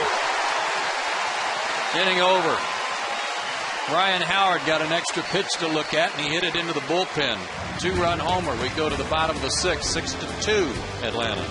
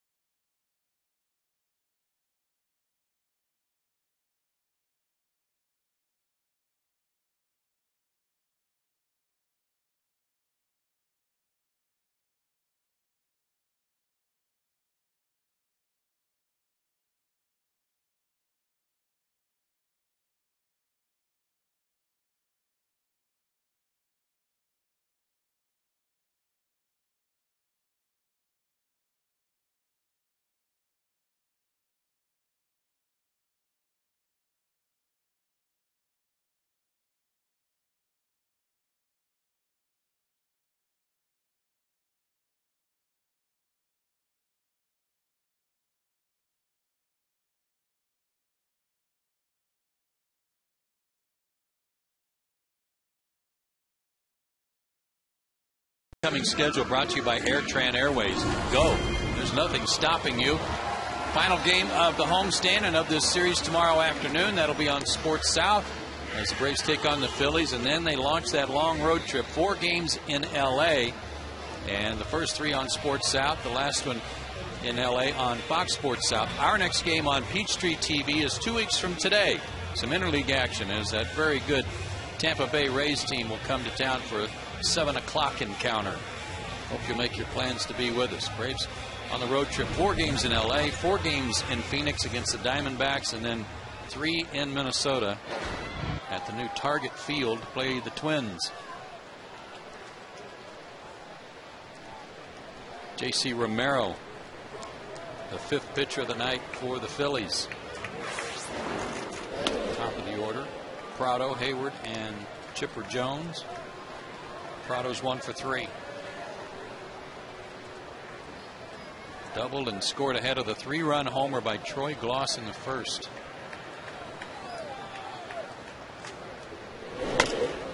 Down the line, but foul.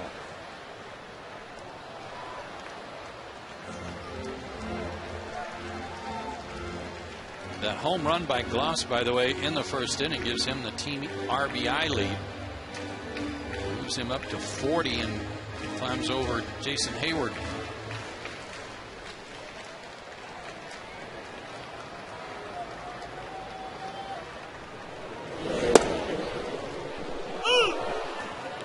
One and 2.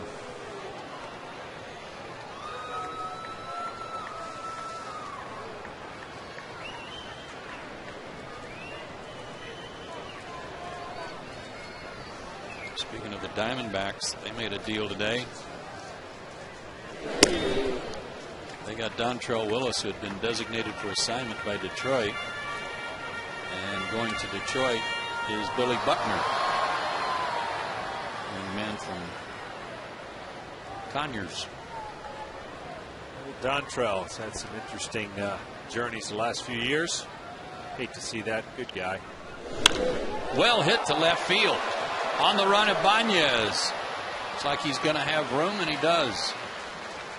Martin squared up another one. But he's 1 for 4.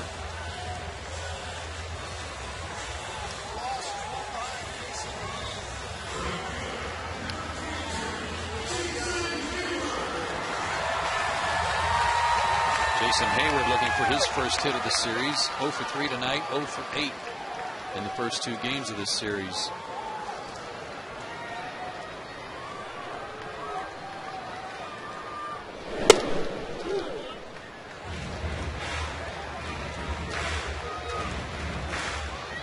He's always tough on lefties. He's been battling some injuries the last couple of years, as well as he had a suspension.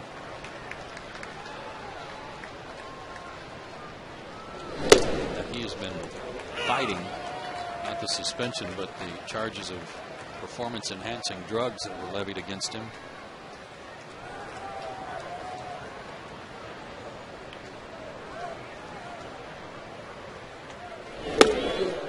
Lefty's just 3 for 15 against him this year, and 0 for their last 9. Yeah, there's some stuff that you can get, you know, like GNC and stuff, that don't qualify. They don't have the elements in there that say they do. And I think that's not the place that he got it from, but he's fighting the fact that he took something that you could buy and it's over the counter, and produced a positive effect or result.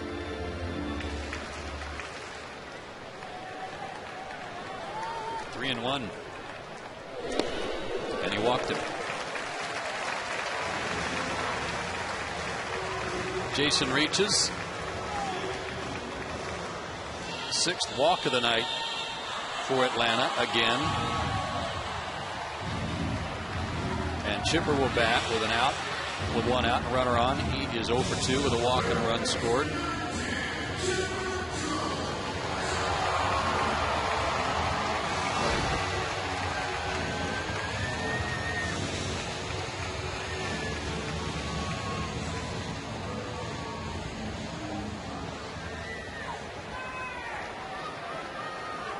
Chipper 3 for 10 with a homer against him.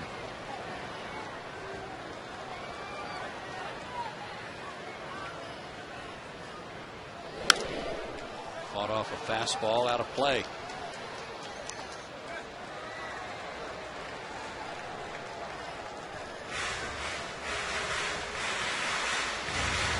Left-hander, we got this from Hal, maintains the innocence because no banned substance were listed on the ingredient label of 6-OXO Extreme, an over-the-counter supplement he bought in South Jersey. Major League Baseball sources have said that Romero tested positive for andros. I don't know, you said that. Andro. There you go. Yeah, Andro, everybody knows what that is now. He lost the appeal. Oh, so that's over. Okay. Yeah. I thought he was still trying to clear his name, though, even in light of the 50-game suspension. Yeah. 0-2 to Chipper. Instead of throw to first. Hayward has 3 stolen bases.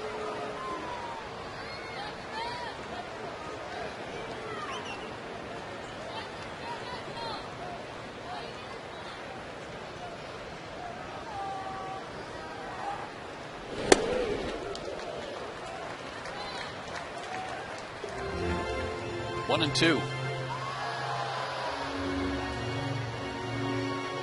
Charlie Manuel today, I went over to say hello to him. I couldn't find him in the clubhouse, and he was with Milt Thompson down at the cages, the visiting club cages, trying to help some of the hitters. Good off-speed pitch. Chipper's down on strikes for the second time tonight. First one for Romero, and Troy Gloss, the batter, he homered in the first. Walked and scored in the third, flied out in the fifth.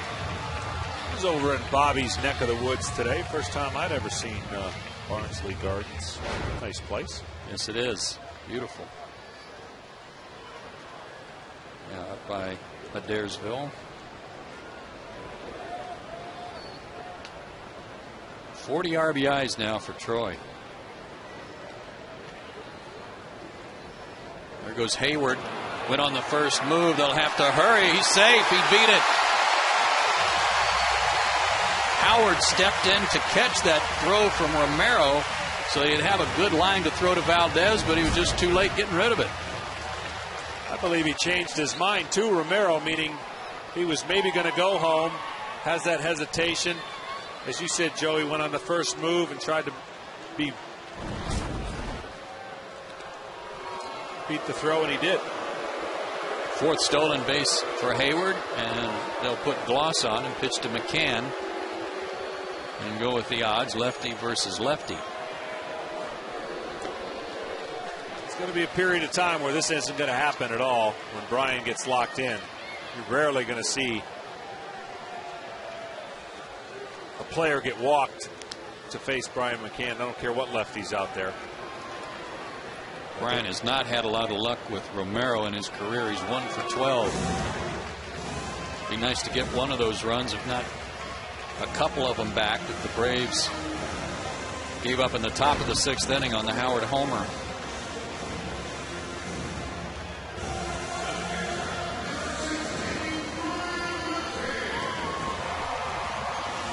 Brian hitting .263. 1 for 2 with a walk tonight. He has scored twice.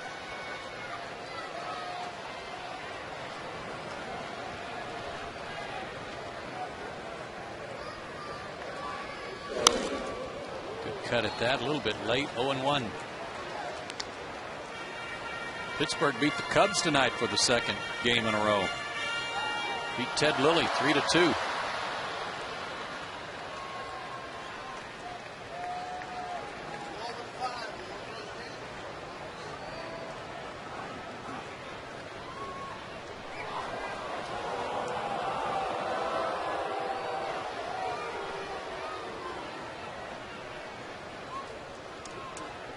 Two on, two out. 0-1 to McCann.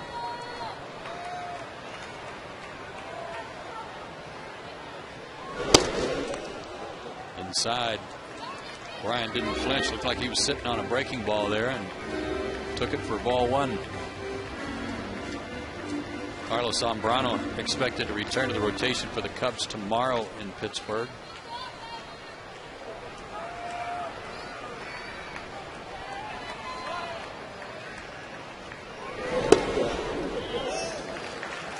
2-1. That Cubs team's a hard one to figure to me, John. They are. I mean, they came in this season with high expectations. I thought their pitching staff was going to be able to mix and match, but there's some guys in the middle of their order that's not hitting at all. McCann sends a drive down the right field line. Worth near the line into foul territory, has room, and that'll end the inning. Braves threaten but can't score. We've played 6. Still 6-2 Braves.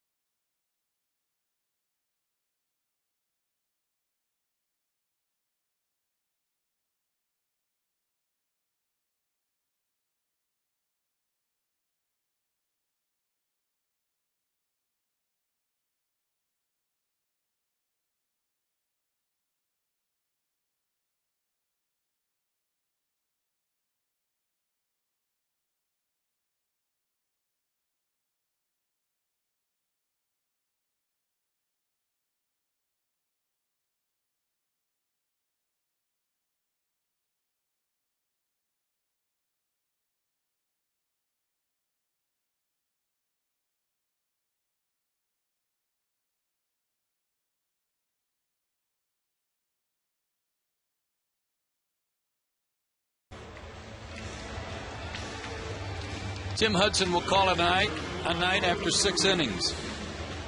Gives up 5 hits, a couple of runs, walked 2, struck out 6. The 2-run homer by Howard in the 6th inning. The only damage, and it came after it looked like he was struck out. Eric O'Flaherty's in his 26th game. Good numbers. Just a .213 average against him. He'll face Ruiz, Dobbs, and Victorino.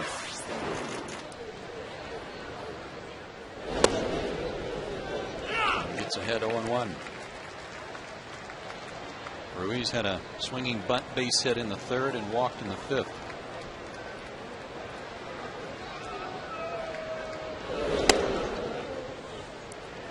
O'Flaherty's appeared against the Phillies just once this year, but it was a 3-inning stint. He pitched great. 3 innings, 1 hit, 2 strikeouts. I tell you, he's really done a great job for Bobby since he's coming over here. Left-hander, hides the ball well. He's got a really good slider against the left-handers. Banged through the middle by Ruiz. Let me correct that. He actually has been in 4 games against him, and he's 1-0 against them. That was what I was looking at. Wrong column.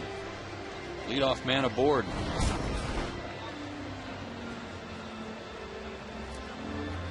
And here's the lefty, Dobbs, who came in the game in a double switch. Back in the 4th inning, he's hit into a fielder's choice, his only at bat.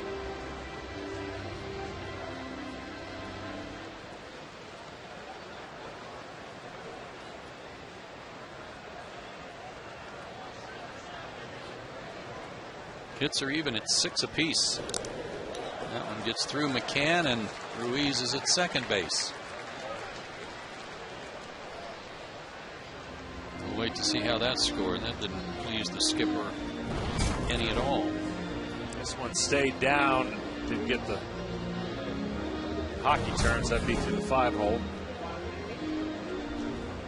Wild pitch. Brian went down to block it, but he brought the glove up and got through there. Well, Joe, in Washington, it's going to be a lot of buzz next week. They hyped up Mr. Strasburg making his debut. I think that's a week from today. Yep, June 8th. Out of play, 1-1. Broken his bat. Are you going to do that game? I actually am now. Major League Baseball Network will do that game. I'll do it with Bob Costas. Well, that'll be exciting to see that kid pitch. So this guy walks into the bar, you know, and he wants to sit down. Strasburg? No, this guy.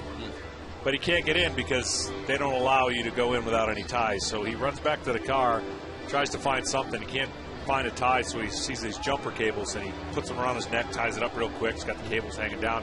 Walks in, sits down at the bar and says, "Hey, bartender, I'd like to have a drink." And the bartender says, Hey, don't you go starting anything now.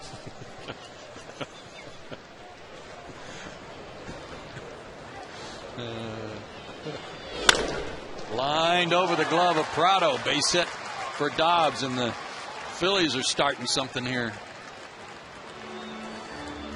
First and third, nobody out, and the top of the order coming around again. Victorino's 0 for 3, struck out twice against Tim Hudson.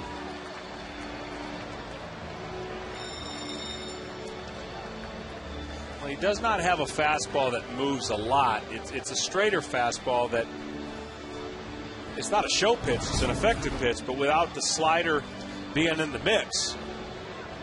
And with the 6-2 lead, you know, he's going to have to mix it up now and just really try to keep the Phillies only scoring 1 run right here.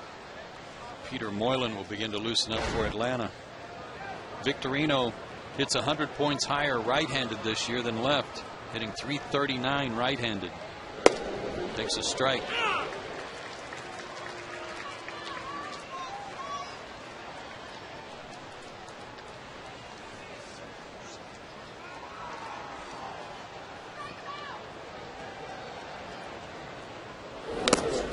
Went after a bad one there. That helped. 0-2. Cutter in on him. Hal said he has pretty much been perfect with less than 2 outs. Runner on third. He's gotten him in every time. 7 for 7. It's tough to double up, so see if we can't get a punch out right here on a slider down by his feet. Popped him up. Might stay in play. McCann, Gloss calling for it and makes the catch. Nice play by Troy. Holding the runner on over there at first base. He didn't have quite as far to go as he normally would. Tough play for Brian. He's just trying to get out of the way now, and Troy does make a nice play. Slider that he threw in, handcuffed him, popped it up, big out. Huge out. Victorino now 0 for 8 against O'Flaherty in his career. Here's Valdez, 1 for 3 tonight.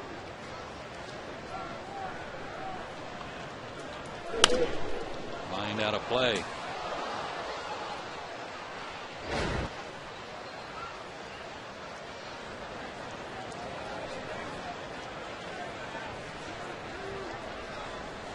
Ground ball might get you out of the inning. Braves up 6-2.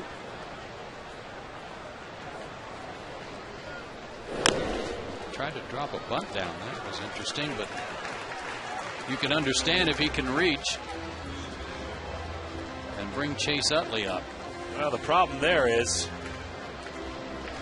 that bunt right there, the pitcher coming in, it's going to be hard for the third guy on third to read it. If you push it down the first base line, the guy at third can definitely score at 63. I don't quite understand that right there. And he's in the hole 0-2. If I'm a pitcher, I'm saying thank you very much. And if you're going to do it, I never liked trying to bunt for a hit after I already had a strike on me. Because I was trying to make it perfect anyway, and if it rolls foul, I'm in the hole 0-2. Moylan and Venners now to third. Chipper will go to second for an out. Now Prado to the plate. How about that for a double play? Hang on, Brian. He did. 5-4-2 on that double play, and the Braves are out of the jam. Good heads-up turn by Prado. Terrible base running right here. And a good play by the Braves. Brian hanging on.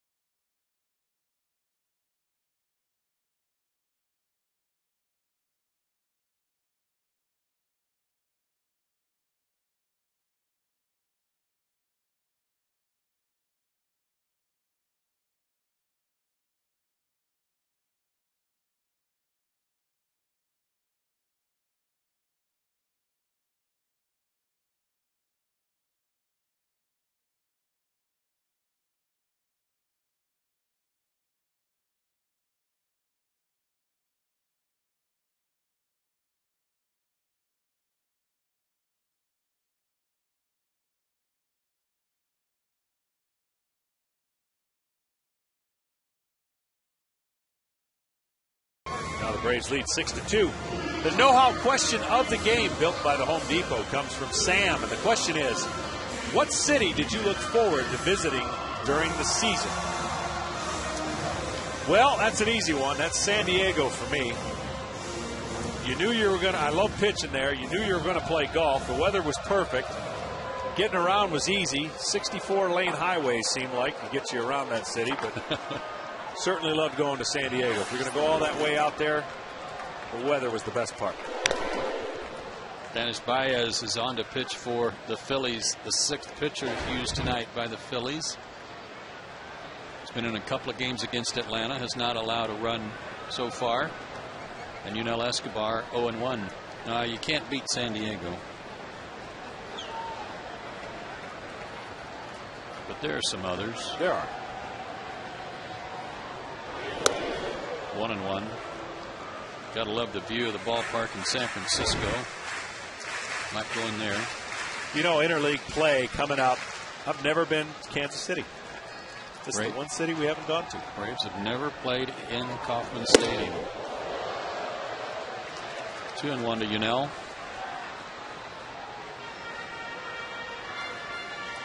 Royals will be coming here this year for interleague play for at least the second time, maybe the third. Yeah, I don't understand it.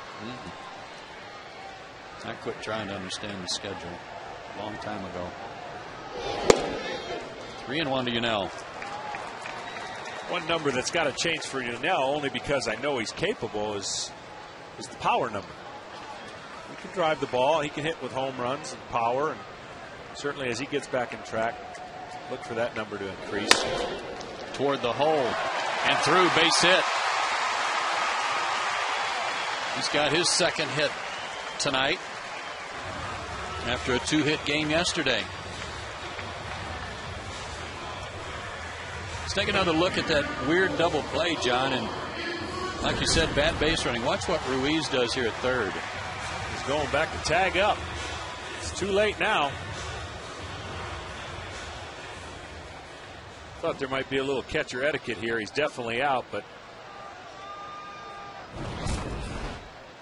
Martin, from that angle, Martin did more than just make a heads-up throw. He took a short hop throw from chipper and then had to throw around the umpire. This is in the dirt now. The umpire's in the way too. Made a good throw and gave Brian plenty of time to set up. It's a nightmare for a catcher when you don't know and can't set up. We saw a couple years ago what happened to Brian's knee or ankle. Awful scary moment in Arizona, I think the place was. It was. Omar Infante tonight has a base hit and a walk. I'll never forget the play that essentially ended Greg Olson's career. A nothing game. Ken Caminiti at third. We're up by a bunch. And the play at the plate was cut by Sid Bream and gave Ole really no chance to make himself available to see what the runner was going to do. And he just took him out. Compound fracture of his ankle. And Ole did try to come back, but was never really the same. That throw didn't go through? No, it got cut off. Did it really? I didn't remember that. There really was no. It's bad baseball, in my opinion, from Ken Caminiti, because the game was not even close, and Ole got his. He was vulnerable. Got his foot hung up behind him in a weird angle. Omar shows bunt and takes ball 3.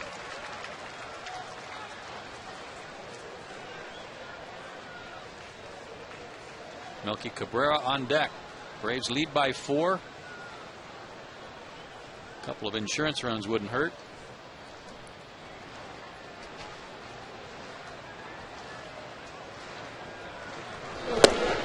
Taking all the way that time. It's a strike call.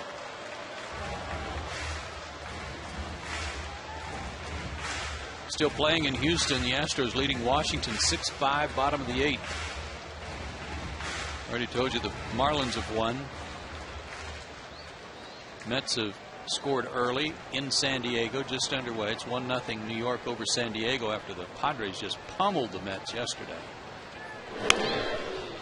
3-2. Teeter-totter game in St. Louis. Each team's had about four different leads. It seems like 9-8 Cincinnati on top right now. Yeah, it's a battle for first place, as it is here tonight.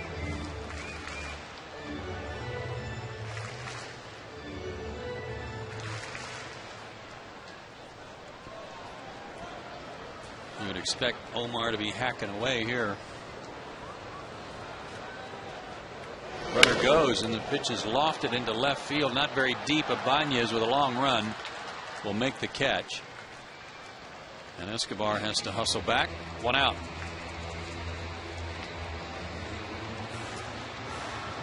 Melky tonight 0 for 3. He struck out, lined out, and hit into a force play.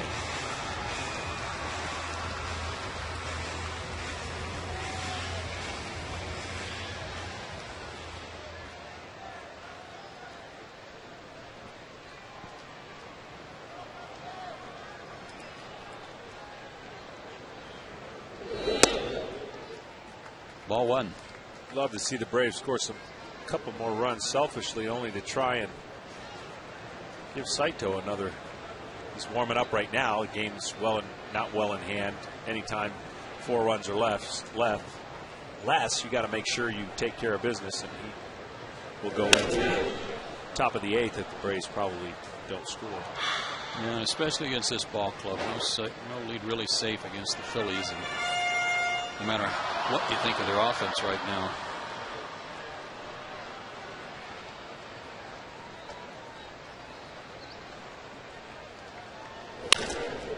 To Utley. To Valdez. To Howard. Nifty double play there, turned by Utley and Valdez. 4-6-3. We go to the 8th. Braves up by 4.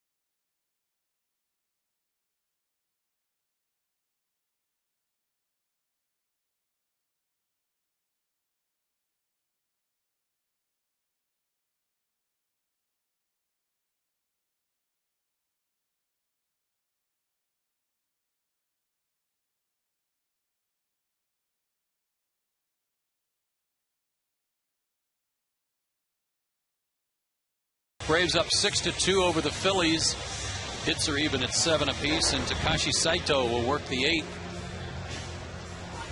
And he has been outstanding lately, John. His last 3 appearances, 3 2/3 innings, 1 hit, shutout ball, no walks, 7 strikeouts in those 3 games. Really has done a nice job to turn it over to the hard-throwing lefty, our closer. Utley, Howard, and Worth, the heart of their order. Utley doubled leading off the 6th, and that was followed by a Ryan Howard homer against Tim Hudson for their only runs of the night.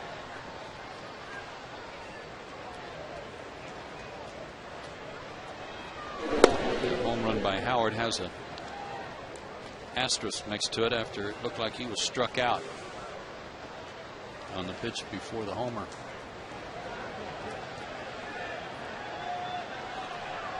Utley's only faced Saito once, 0 for 1.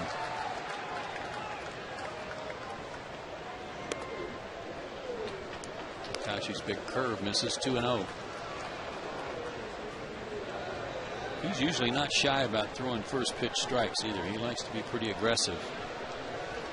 Yeah, what's been good so far this year is command of his fastball has been pretty good. Over the past 2 years, there's been parts where he's been erratic with his fastball. See, that's a strike, but doesn't get the call. And then he fights his mechanics a little bit, and he has a hiccup here or there. But so far, he's really been locked in and been used quite a bit. Looks comfortable.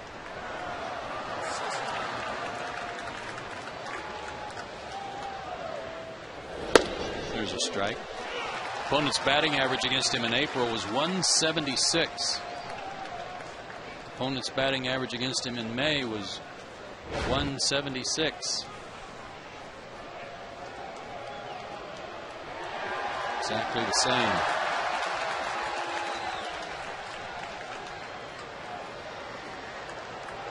The 3-1 to Utley. 3-2. I had a weird number working there for a while. 3 consecutive years gave up 208 hits. Going into the 4th year, the last game, Avery said, if you get up 8 hits this year, you'll have 208 again. I gave up 10. But 208.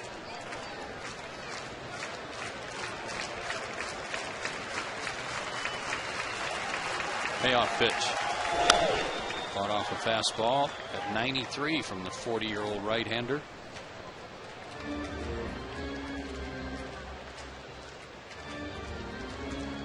Just turned 40 before the beginning of the season, John. Could you tell a difference in your capabilities after the age of 40 from, say, even the late 30s? You know, not drastic difference. Not really. For me, it was a mindset anyways. I worked even harder and harder every year physically. Not really. And even today, you know, I think the mindset of a lot of players have gone far beyond what age requires them to do. In the air to left field. Infante near the line makes the catch in foul territory. Good comeback by Saito there to get Utley. One away. Very big comeback. But I think each guy's genetically different, and they approach it a little bit different. You know, Jamie Moyer, I know he's left-handed. He keeps out there, goes, does what he has to do. Ryan Howard 1 for 3 with a home run in the 6th, his 9th of the year, and his 6th career homer off Tim Hudson. I can feel a little bit though in golf. I used to be able to go to on the road, get out of the car, swing that first drive like it was nothing. Now I need a little more warm up.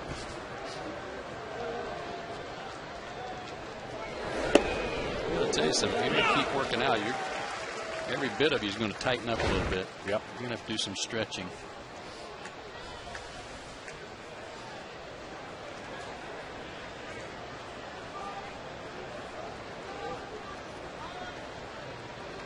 Shift on for Howard. 3 infielders on the right side. Prado in shallow right.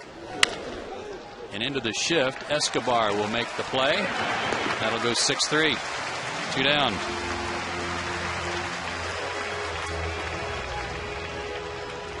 Jason Worth, 0 for 2 with a walk. I'm always intrigued with certain guys, how they get ready for a game, and sneaking in at our other monitor to take a peek at Billy Wagner and some of the things that he does and certain closers do to get ready for that mindset, being prepared. It's a little more limber in the lower half than swinging those legs, getting them ready, and mine would have cracked and fell off.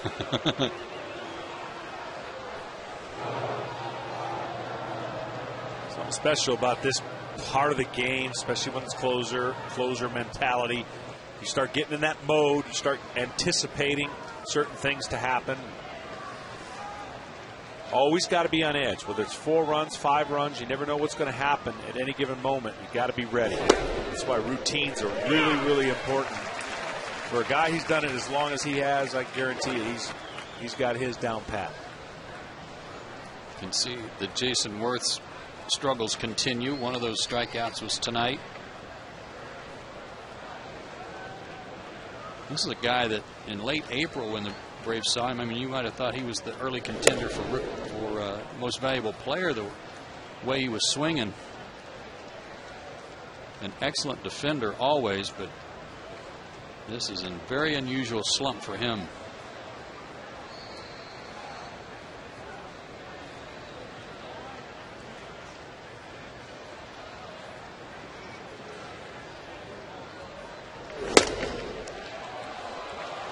Just a little off the plate, I guess. 2-1. Well, I don't know what hitters do. I know a lot of pitchers take notes. I don't know if hitters actually take as many notes just to make sure they know what their checkpoints are and what they're doing and when they were doing it good. Just don't know the mindset of each individual, whatever takes them off of their, as you said, really hot streak. And then, but you don't have to keep as many books as you used to, I don't think, because of the availability of videotape. You can go to tape and watch and see how you were swinging the bat in April and put it side by side with what you're doing in May and try to find those flaws. And those, they're easy to find, I think, on video, or should be. Full count. I think that's, for baseball players, the greatest invention ever, as far as a teaching tool. And the way you can access it now is even far more advanced today than it ever was. Another 3-2 count for Saito.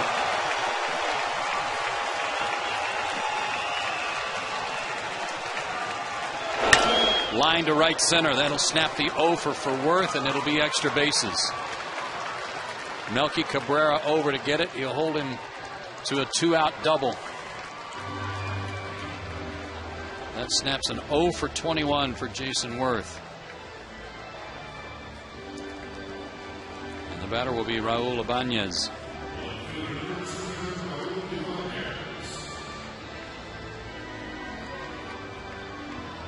Ibanez 1 for 3 tonight. He was 1 for 3 with a double yesterday.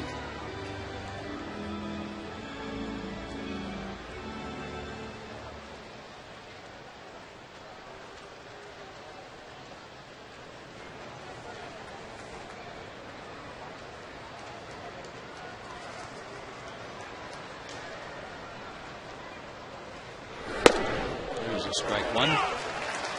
Seeing Billy Wagner reminded me, there's a tunnel back there where all the cars and people walk, under the stadium. I used to go where they put all the dirt for the infield in certain places and go in that area and throw to a brick wall. And what would happen is, inevitably, that's out of play. You don't know when people are walking. And they're hearing this pound, pound, pound. And a couple times I would have to peek my head around, because you don't know, as the people are coming around in the carts, if you're going to peg one off once in a while. But that's how I'd go to. I don't know if you could have ever hit one, because as fast as they drive those carts in the tunnel, they're like blurs. Saito ahead 0-2.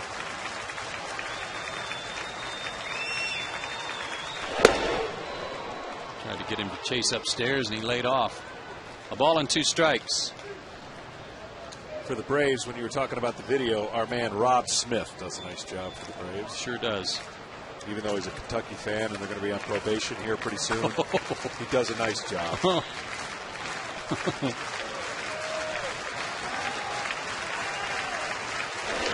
Backdoor breaking ball got him looking. Saito leaves Worth at second. We go to the bottom of the 8th. Braves still up by 4.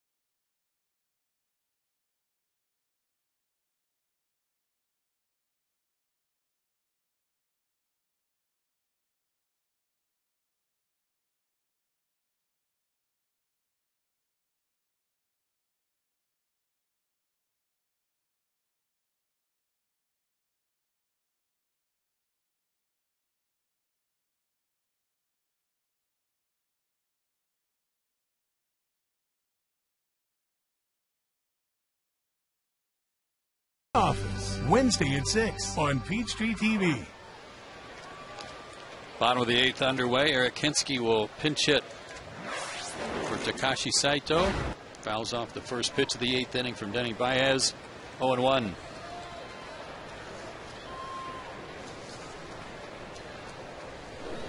This rash of left-handers the Braves have faced, starting pitchers. Hinsky hasn't been in the lineup much. He played yesterday. Went 1 for 3 and scored a run. And how good has he been since he went into the lineup? Sends that one foul. And out of play. 5 for 19 as a pinch hitter with a homer.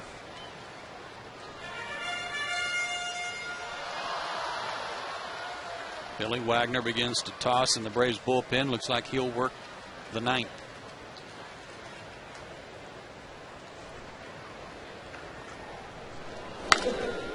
Hard hit, but foul. With a short turnaround tomorrow, if you're the, I mean, Billy's going to pitch whenever called upon, but it'd be nice to score 2 or 3 runs right here. Give him the day off, night off, so he can be available, fresh for tomorrow.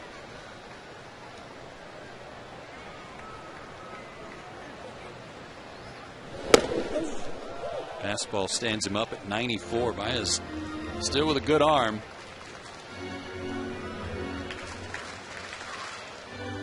Gave up a hit last inning, but a double play got him out of the inning.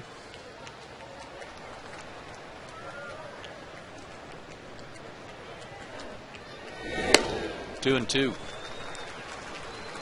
Washington has tied up the game at Houston. It's 6-6. They're still batting in the 9th. What a nice guy took over Houston from Boston, Brad Mills. Boy, it's got to be a rough first year. Line past Utley, base hit. Another pinch hit single for Hinske. And the ball gets under Worth, rolls to the track. Hinske's going to try for third. The throw to third, not in time. The usually reliable Jason Worth snapped his 0 for 21. But now boots one in right field, a two-base error. Ball has a tendency to wiggle on the grass. Nice cut job by Ed Mangan, but that ball will wiggle, and it looks like at the last minute it wiggles under the glove, and Eric Henske was prepared for it as he was watching it the whole way, made a nice turn, and got to third base. Yeah, he wouldn't have made third if he hadn't been hustling all the way down the first baseline. He was charging out of the box.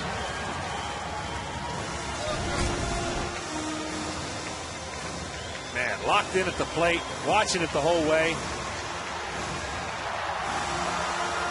Here we go. Made the decision. Got 2 strides around first, and he was going for third. Well, there is one insurance run there, John. It's at third base. Nobody out. Infield in for Prado, who's hit the ball hard 4 times tonight. He's 1 for 4. Doubled and scored in the first. Fortunately, I think it's going to take 2 runs, so we got to get 2. 2's the magic number. To give Billy a rest. I think so. Okay. 1-0 to Martin. We got Venners throwing on the other side of the mound, getting ready.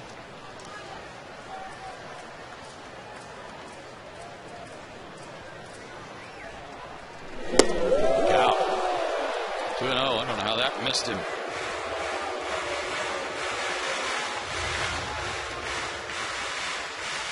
Martin just won at bat against Baez. He's 1 for 1.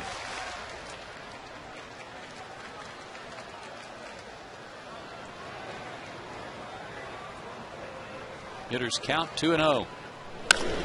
Line toward right. Worth makes the catch. Gregor Blanco pinch running for Hinske. He's going to score, and he scores easily. Sacrifice fly for Prado.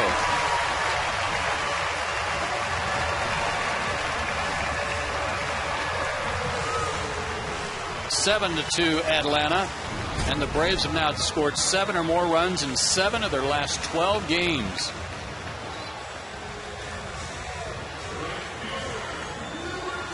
That might have did it. Billy sat down. 27th RBI for Prado.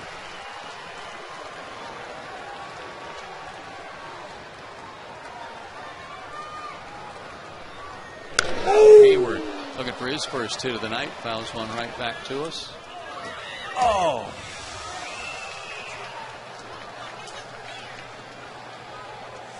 Joe, I almost had that one. I know you'd had to jump, though, and I've seen you jump.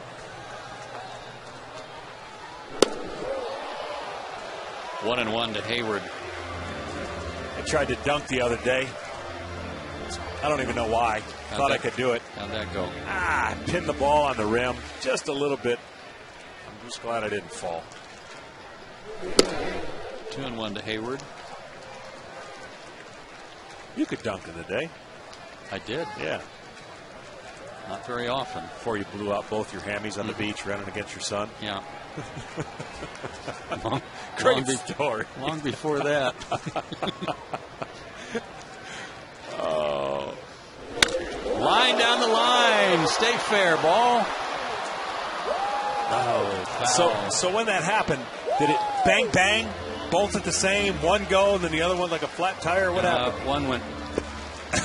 And then I took 2 steps trying to favor the hurt one, and the other one went. And then it was a heap. It was just a rolling heap in the sand. I'm not laughing. I mean, obviously you're fine now, but when you told the story, I'm not really laughing. I mean, it sounds like I'm laughing. That's stuff yeah, it does, kind of. That's stuff that Glenn is doing. That's dubbed in stuff. Yeah. You know what? Even our producer Glenn's trying to get out of the act. You know the joke he told me today? Oh, no. We're doubling up. Why can't melons get married? I don't know. Oh, I'm sorry. Why do they have to get married in a church? I don't know. Because they cantaloupe.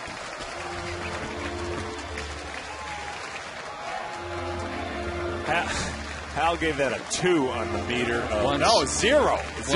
One's enough. Yeah, that's our producer trying to get in on the act, but it was a good try. Meanwhile, back at the game.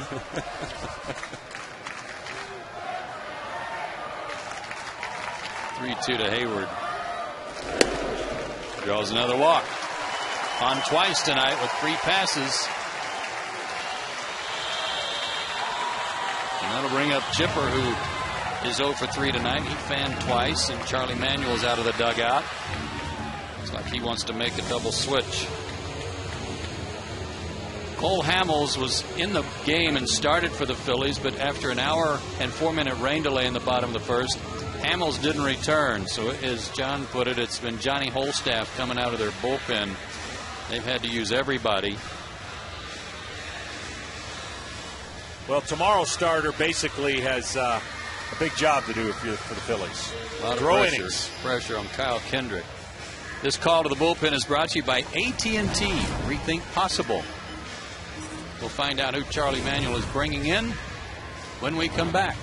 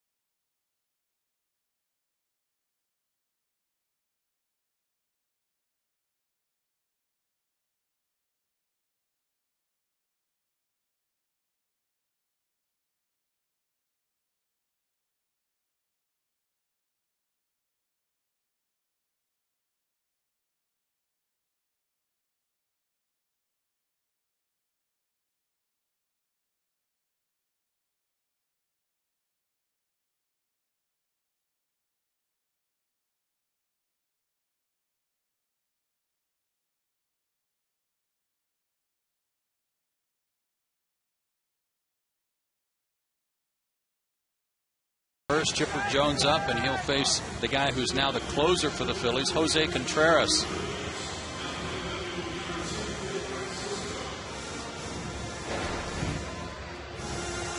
He has 12 straight scoreless appearances.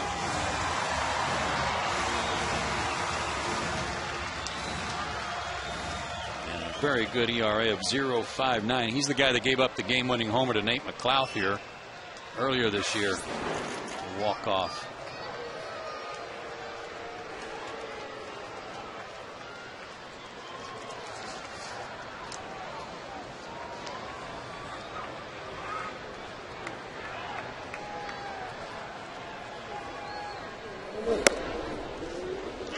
Slider for a strike. He'll also throw a split finger pitch.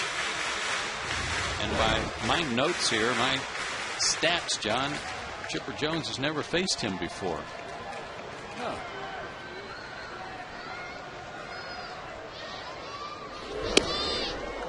One and one.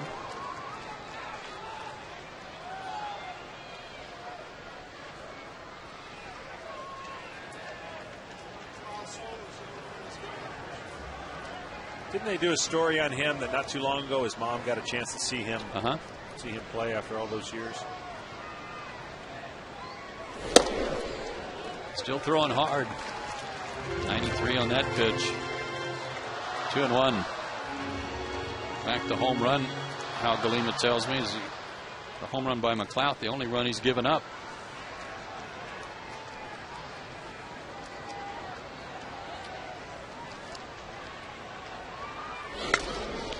Cut by Chipper, fouled it back 2-2.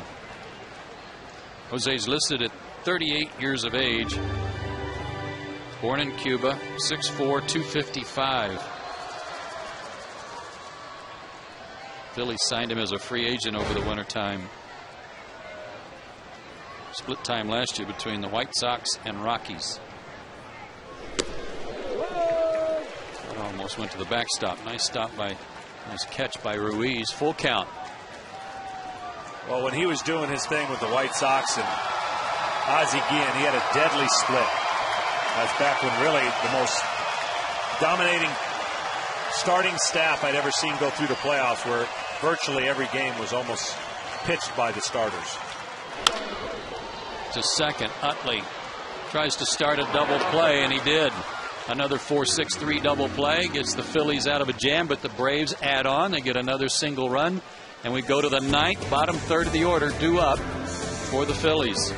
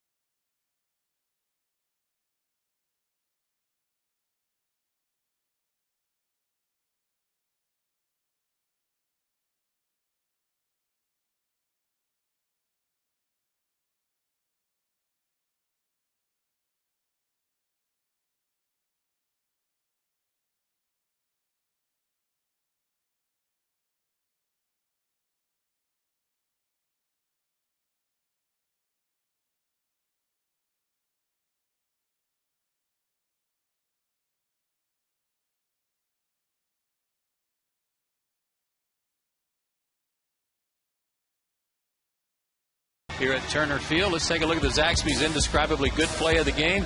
Came on a nifty double play in the 7th inning, first and third. Go to second for one, relay to the plate. Brian McCann takes the thump, hangs on to the baseball. A little 5-4-2 double play gets Eric O'Flaherty out of trouble. Get ready for ice cold bliss with the new Zaxby's milkshakes. Man, I wish they'd bring back those lemon pepper chicken wings, though. Loved them. Probably get you a phone number to call. See if we can get that going for you.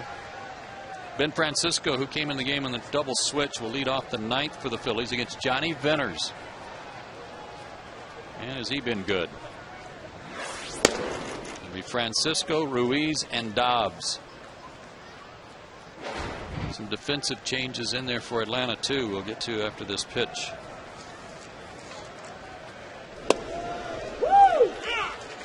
One and one to Francisco. Gregor Blanco, who pinch ran, stays in the game to play center field. There's Gregor. Melky Cabrera moves over to play left field. Omar Infante goes from left field to third base. Chipper's out of the game. Line jump, Martin. Not quite high enough. Base hit for Francisco.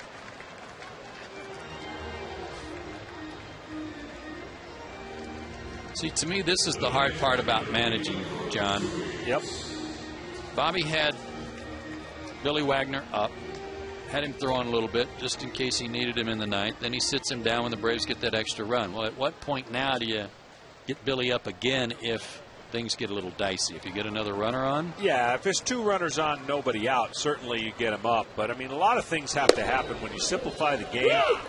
A lot of things have to happen. Even if the bases are loaded, nobody out.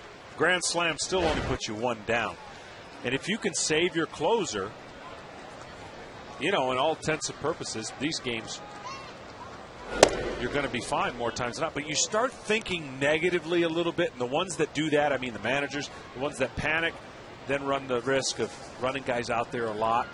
Too much. Yeah, you got to trust your other guys, and the other guys can get it done.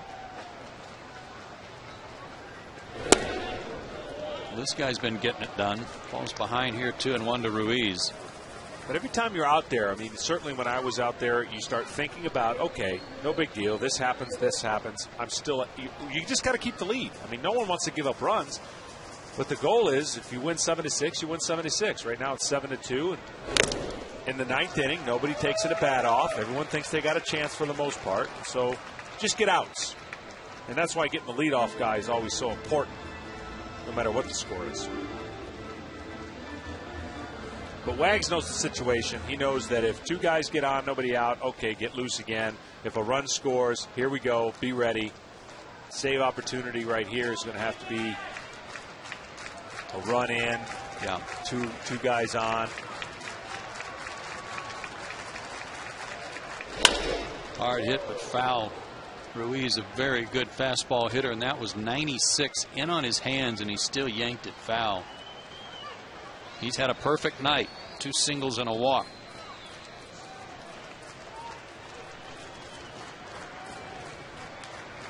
The definition of a save is the tying run has to be on deck, obviously outside of 3 runs or less. Got a piece of that one. 2-2, still the count. But as you mentioned, and as we've seen already, some of the rallies that the Braves have made, I'm sure Cincinnati didn't have to worry about bringing their closer in that game, or think they did. And then sure enough, they had to bring him in, and they lost the game. Well, David Ross made a good point to me about that game that I thought was right on. Just low, 3-2. And that is that when you've got a big lead like that, the manager goes through 2 or 3 guys during a rally before he wants to get to his closer. Right. And then inevitably you bring in the closer with no wiggle room. And that's kind of what happened. And Brooks Conrad hit the slam. Benners cannot afford a walk here. Got to make him put it in play. He threw it in the dirt. If there's one drawback to Johnny Benners so far, it's been the bases on balls. That's number 13. Well, what this does now is it causes Billy to get ready again. And, you know, it'll give some time. Roger goes out there, and I'm sure what he'll tell him is like, look, those 2 runners, don't even pay attention to them. Get outs. Throw strikes. Get outs. And we'll be fine. But Billy knows what's going to happen here is be a little more anxious moments if a run gets in, but typically the Braves are still fine. Just get outs. And fans, here's a reminder to stay tuned after the game for the AT&T game summary. AT&T, rethink possible. Well, you don't want to get to the middle of their lineup with any kind of chance to hit a big one and drive in a bunch of runs. Greg Dobbs, 1 for 2 tonight after he came in the game. And there's strike 1.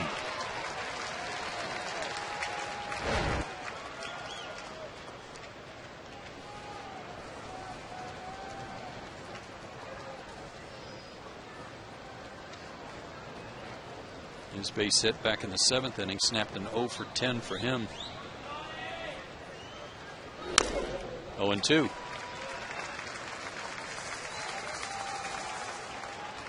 Phillies have actually out-hit the Braves tonight. They have 9. The Braves have 8. But Atlanta got 3 in the first on a big home run by Troy Gloss.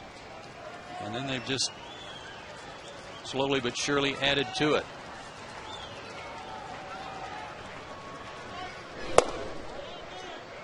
Didn't go. 1-2 the count. As hard as he throws, he'll get a lot more decisions against left-handers if he puts that slider anywhere closer to the plate. His fastball comes into him. His slider breaks hard. He could double up right now and throw it closer over to the plate and get a swing and miss, or maybe a weak ground ball. McCann calls time. Just to make sure of the sign. 2 on, nobody out. Braves up 7-2 in the 9th. We had an hour and 4-minute rain delay in the bottom of the 1st.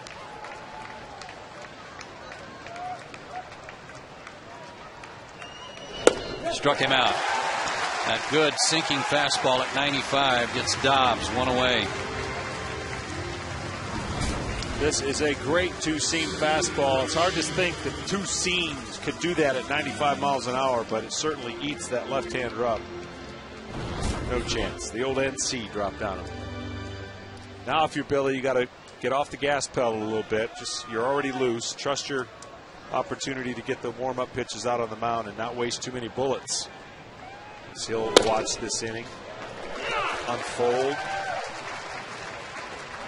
Shane Victorino takes a strike. He's fanned twice, 0 for 4 tonight, 0 for 7 in the series. And you see not much luck against Johnny. So here's the hard part too. When Billy Wagner's not exactly soft tossing when he comes into the game. It's max effort all the time. When he warms up, it's max effort. So it's like revving those engines. And even if he doesn't get in a game like tonight, he's exhausted some pitches. He'll have to ice, do the things, be ready for tomorrow, and double play ends the game. Maybe 1-6. Not in time to get Victorino. They get 1, but they couldn't double up one of the fastest guys in the league. Well, the important part was to get an out, and they took their time to do that.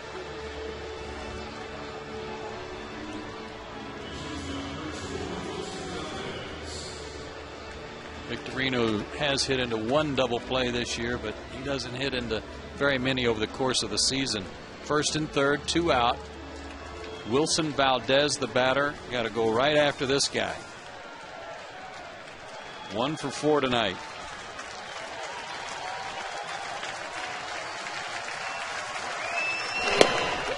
Oh, 1.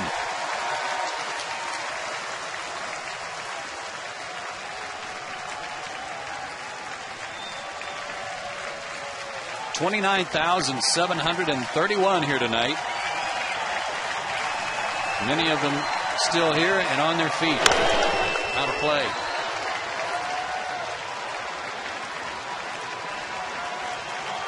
Benner's ahead 0-2.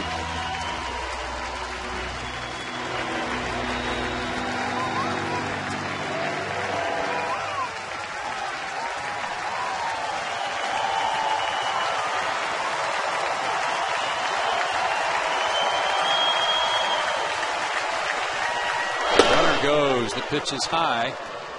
Victorino will take second. I'm sure defensive indifference there. He was not being held.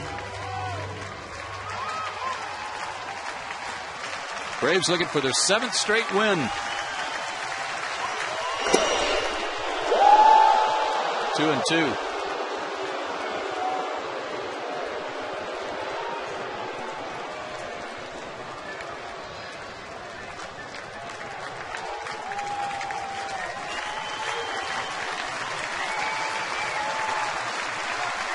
Two on, 2 out, 2-2 the count.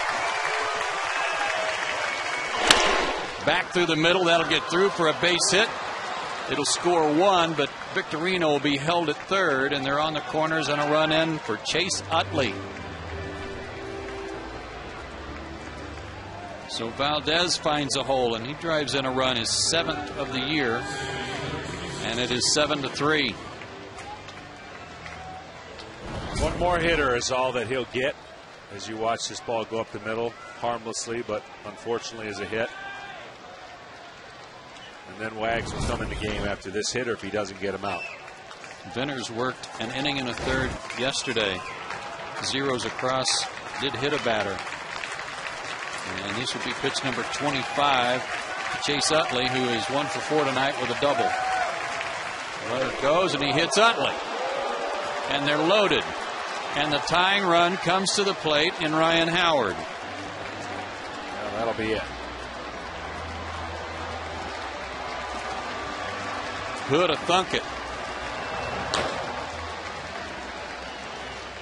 So Billy Wagner is going to get in the game after all. But this is the right thing. This is what you got to do if you're Bobby.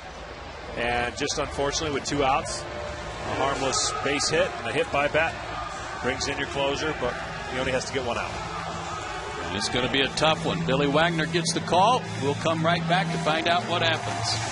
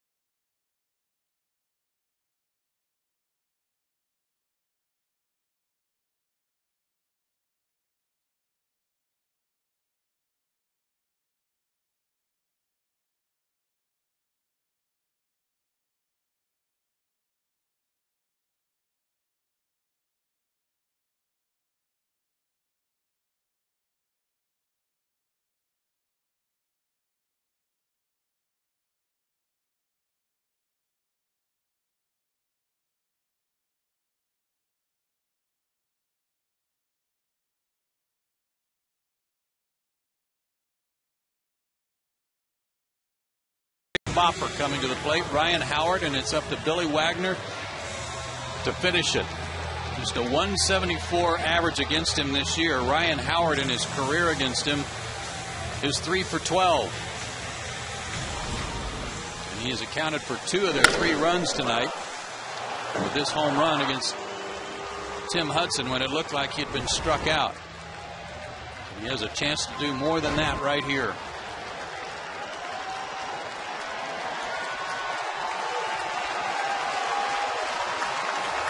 Wagner looking for his 8th save. And the first pitch swung on and fouled back by Howard. 0-1. Billy Wagner's not allowed a home run to a left-handed hitter since June of 2007. James Loney of the Dodgers.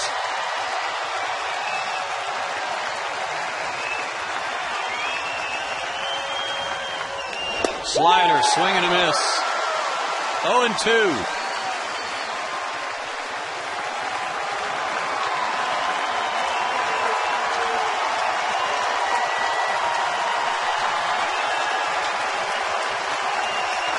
One strike away.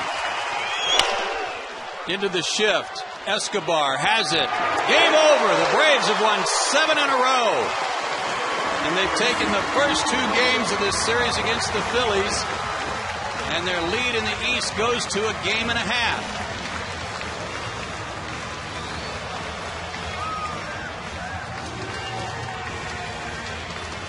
Braves now have won 17 of their last 21.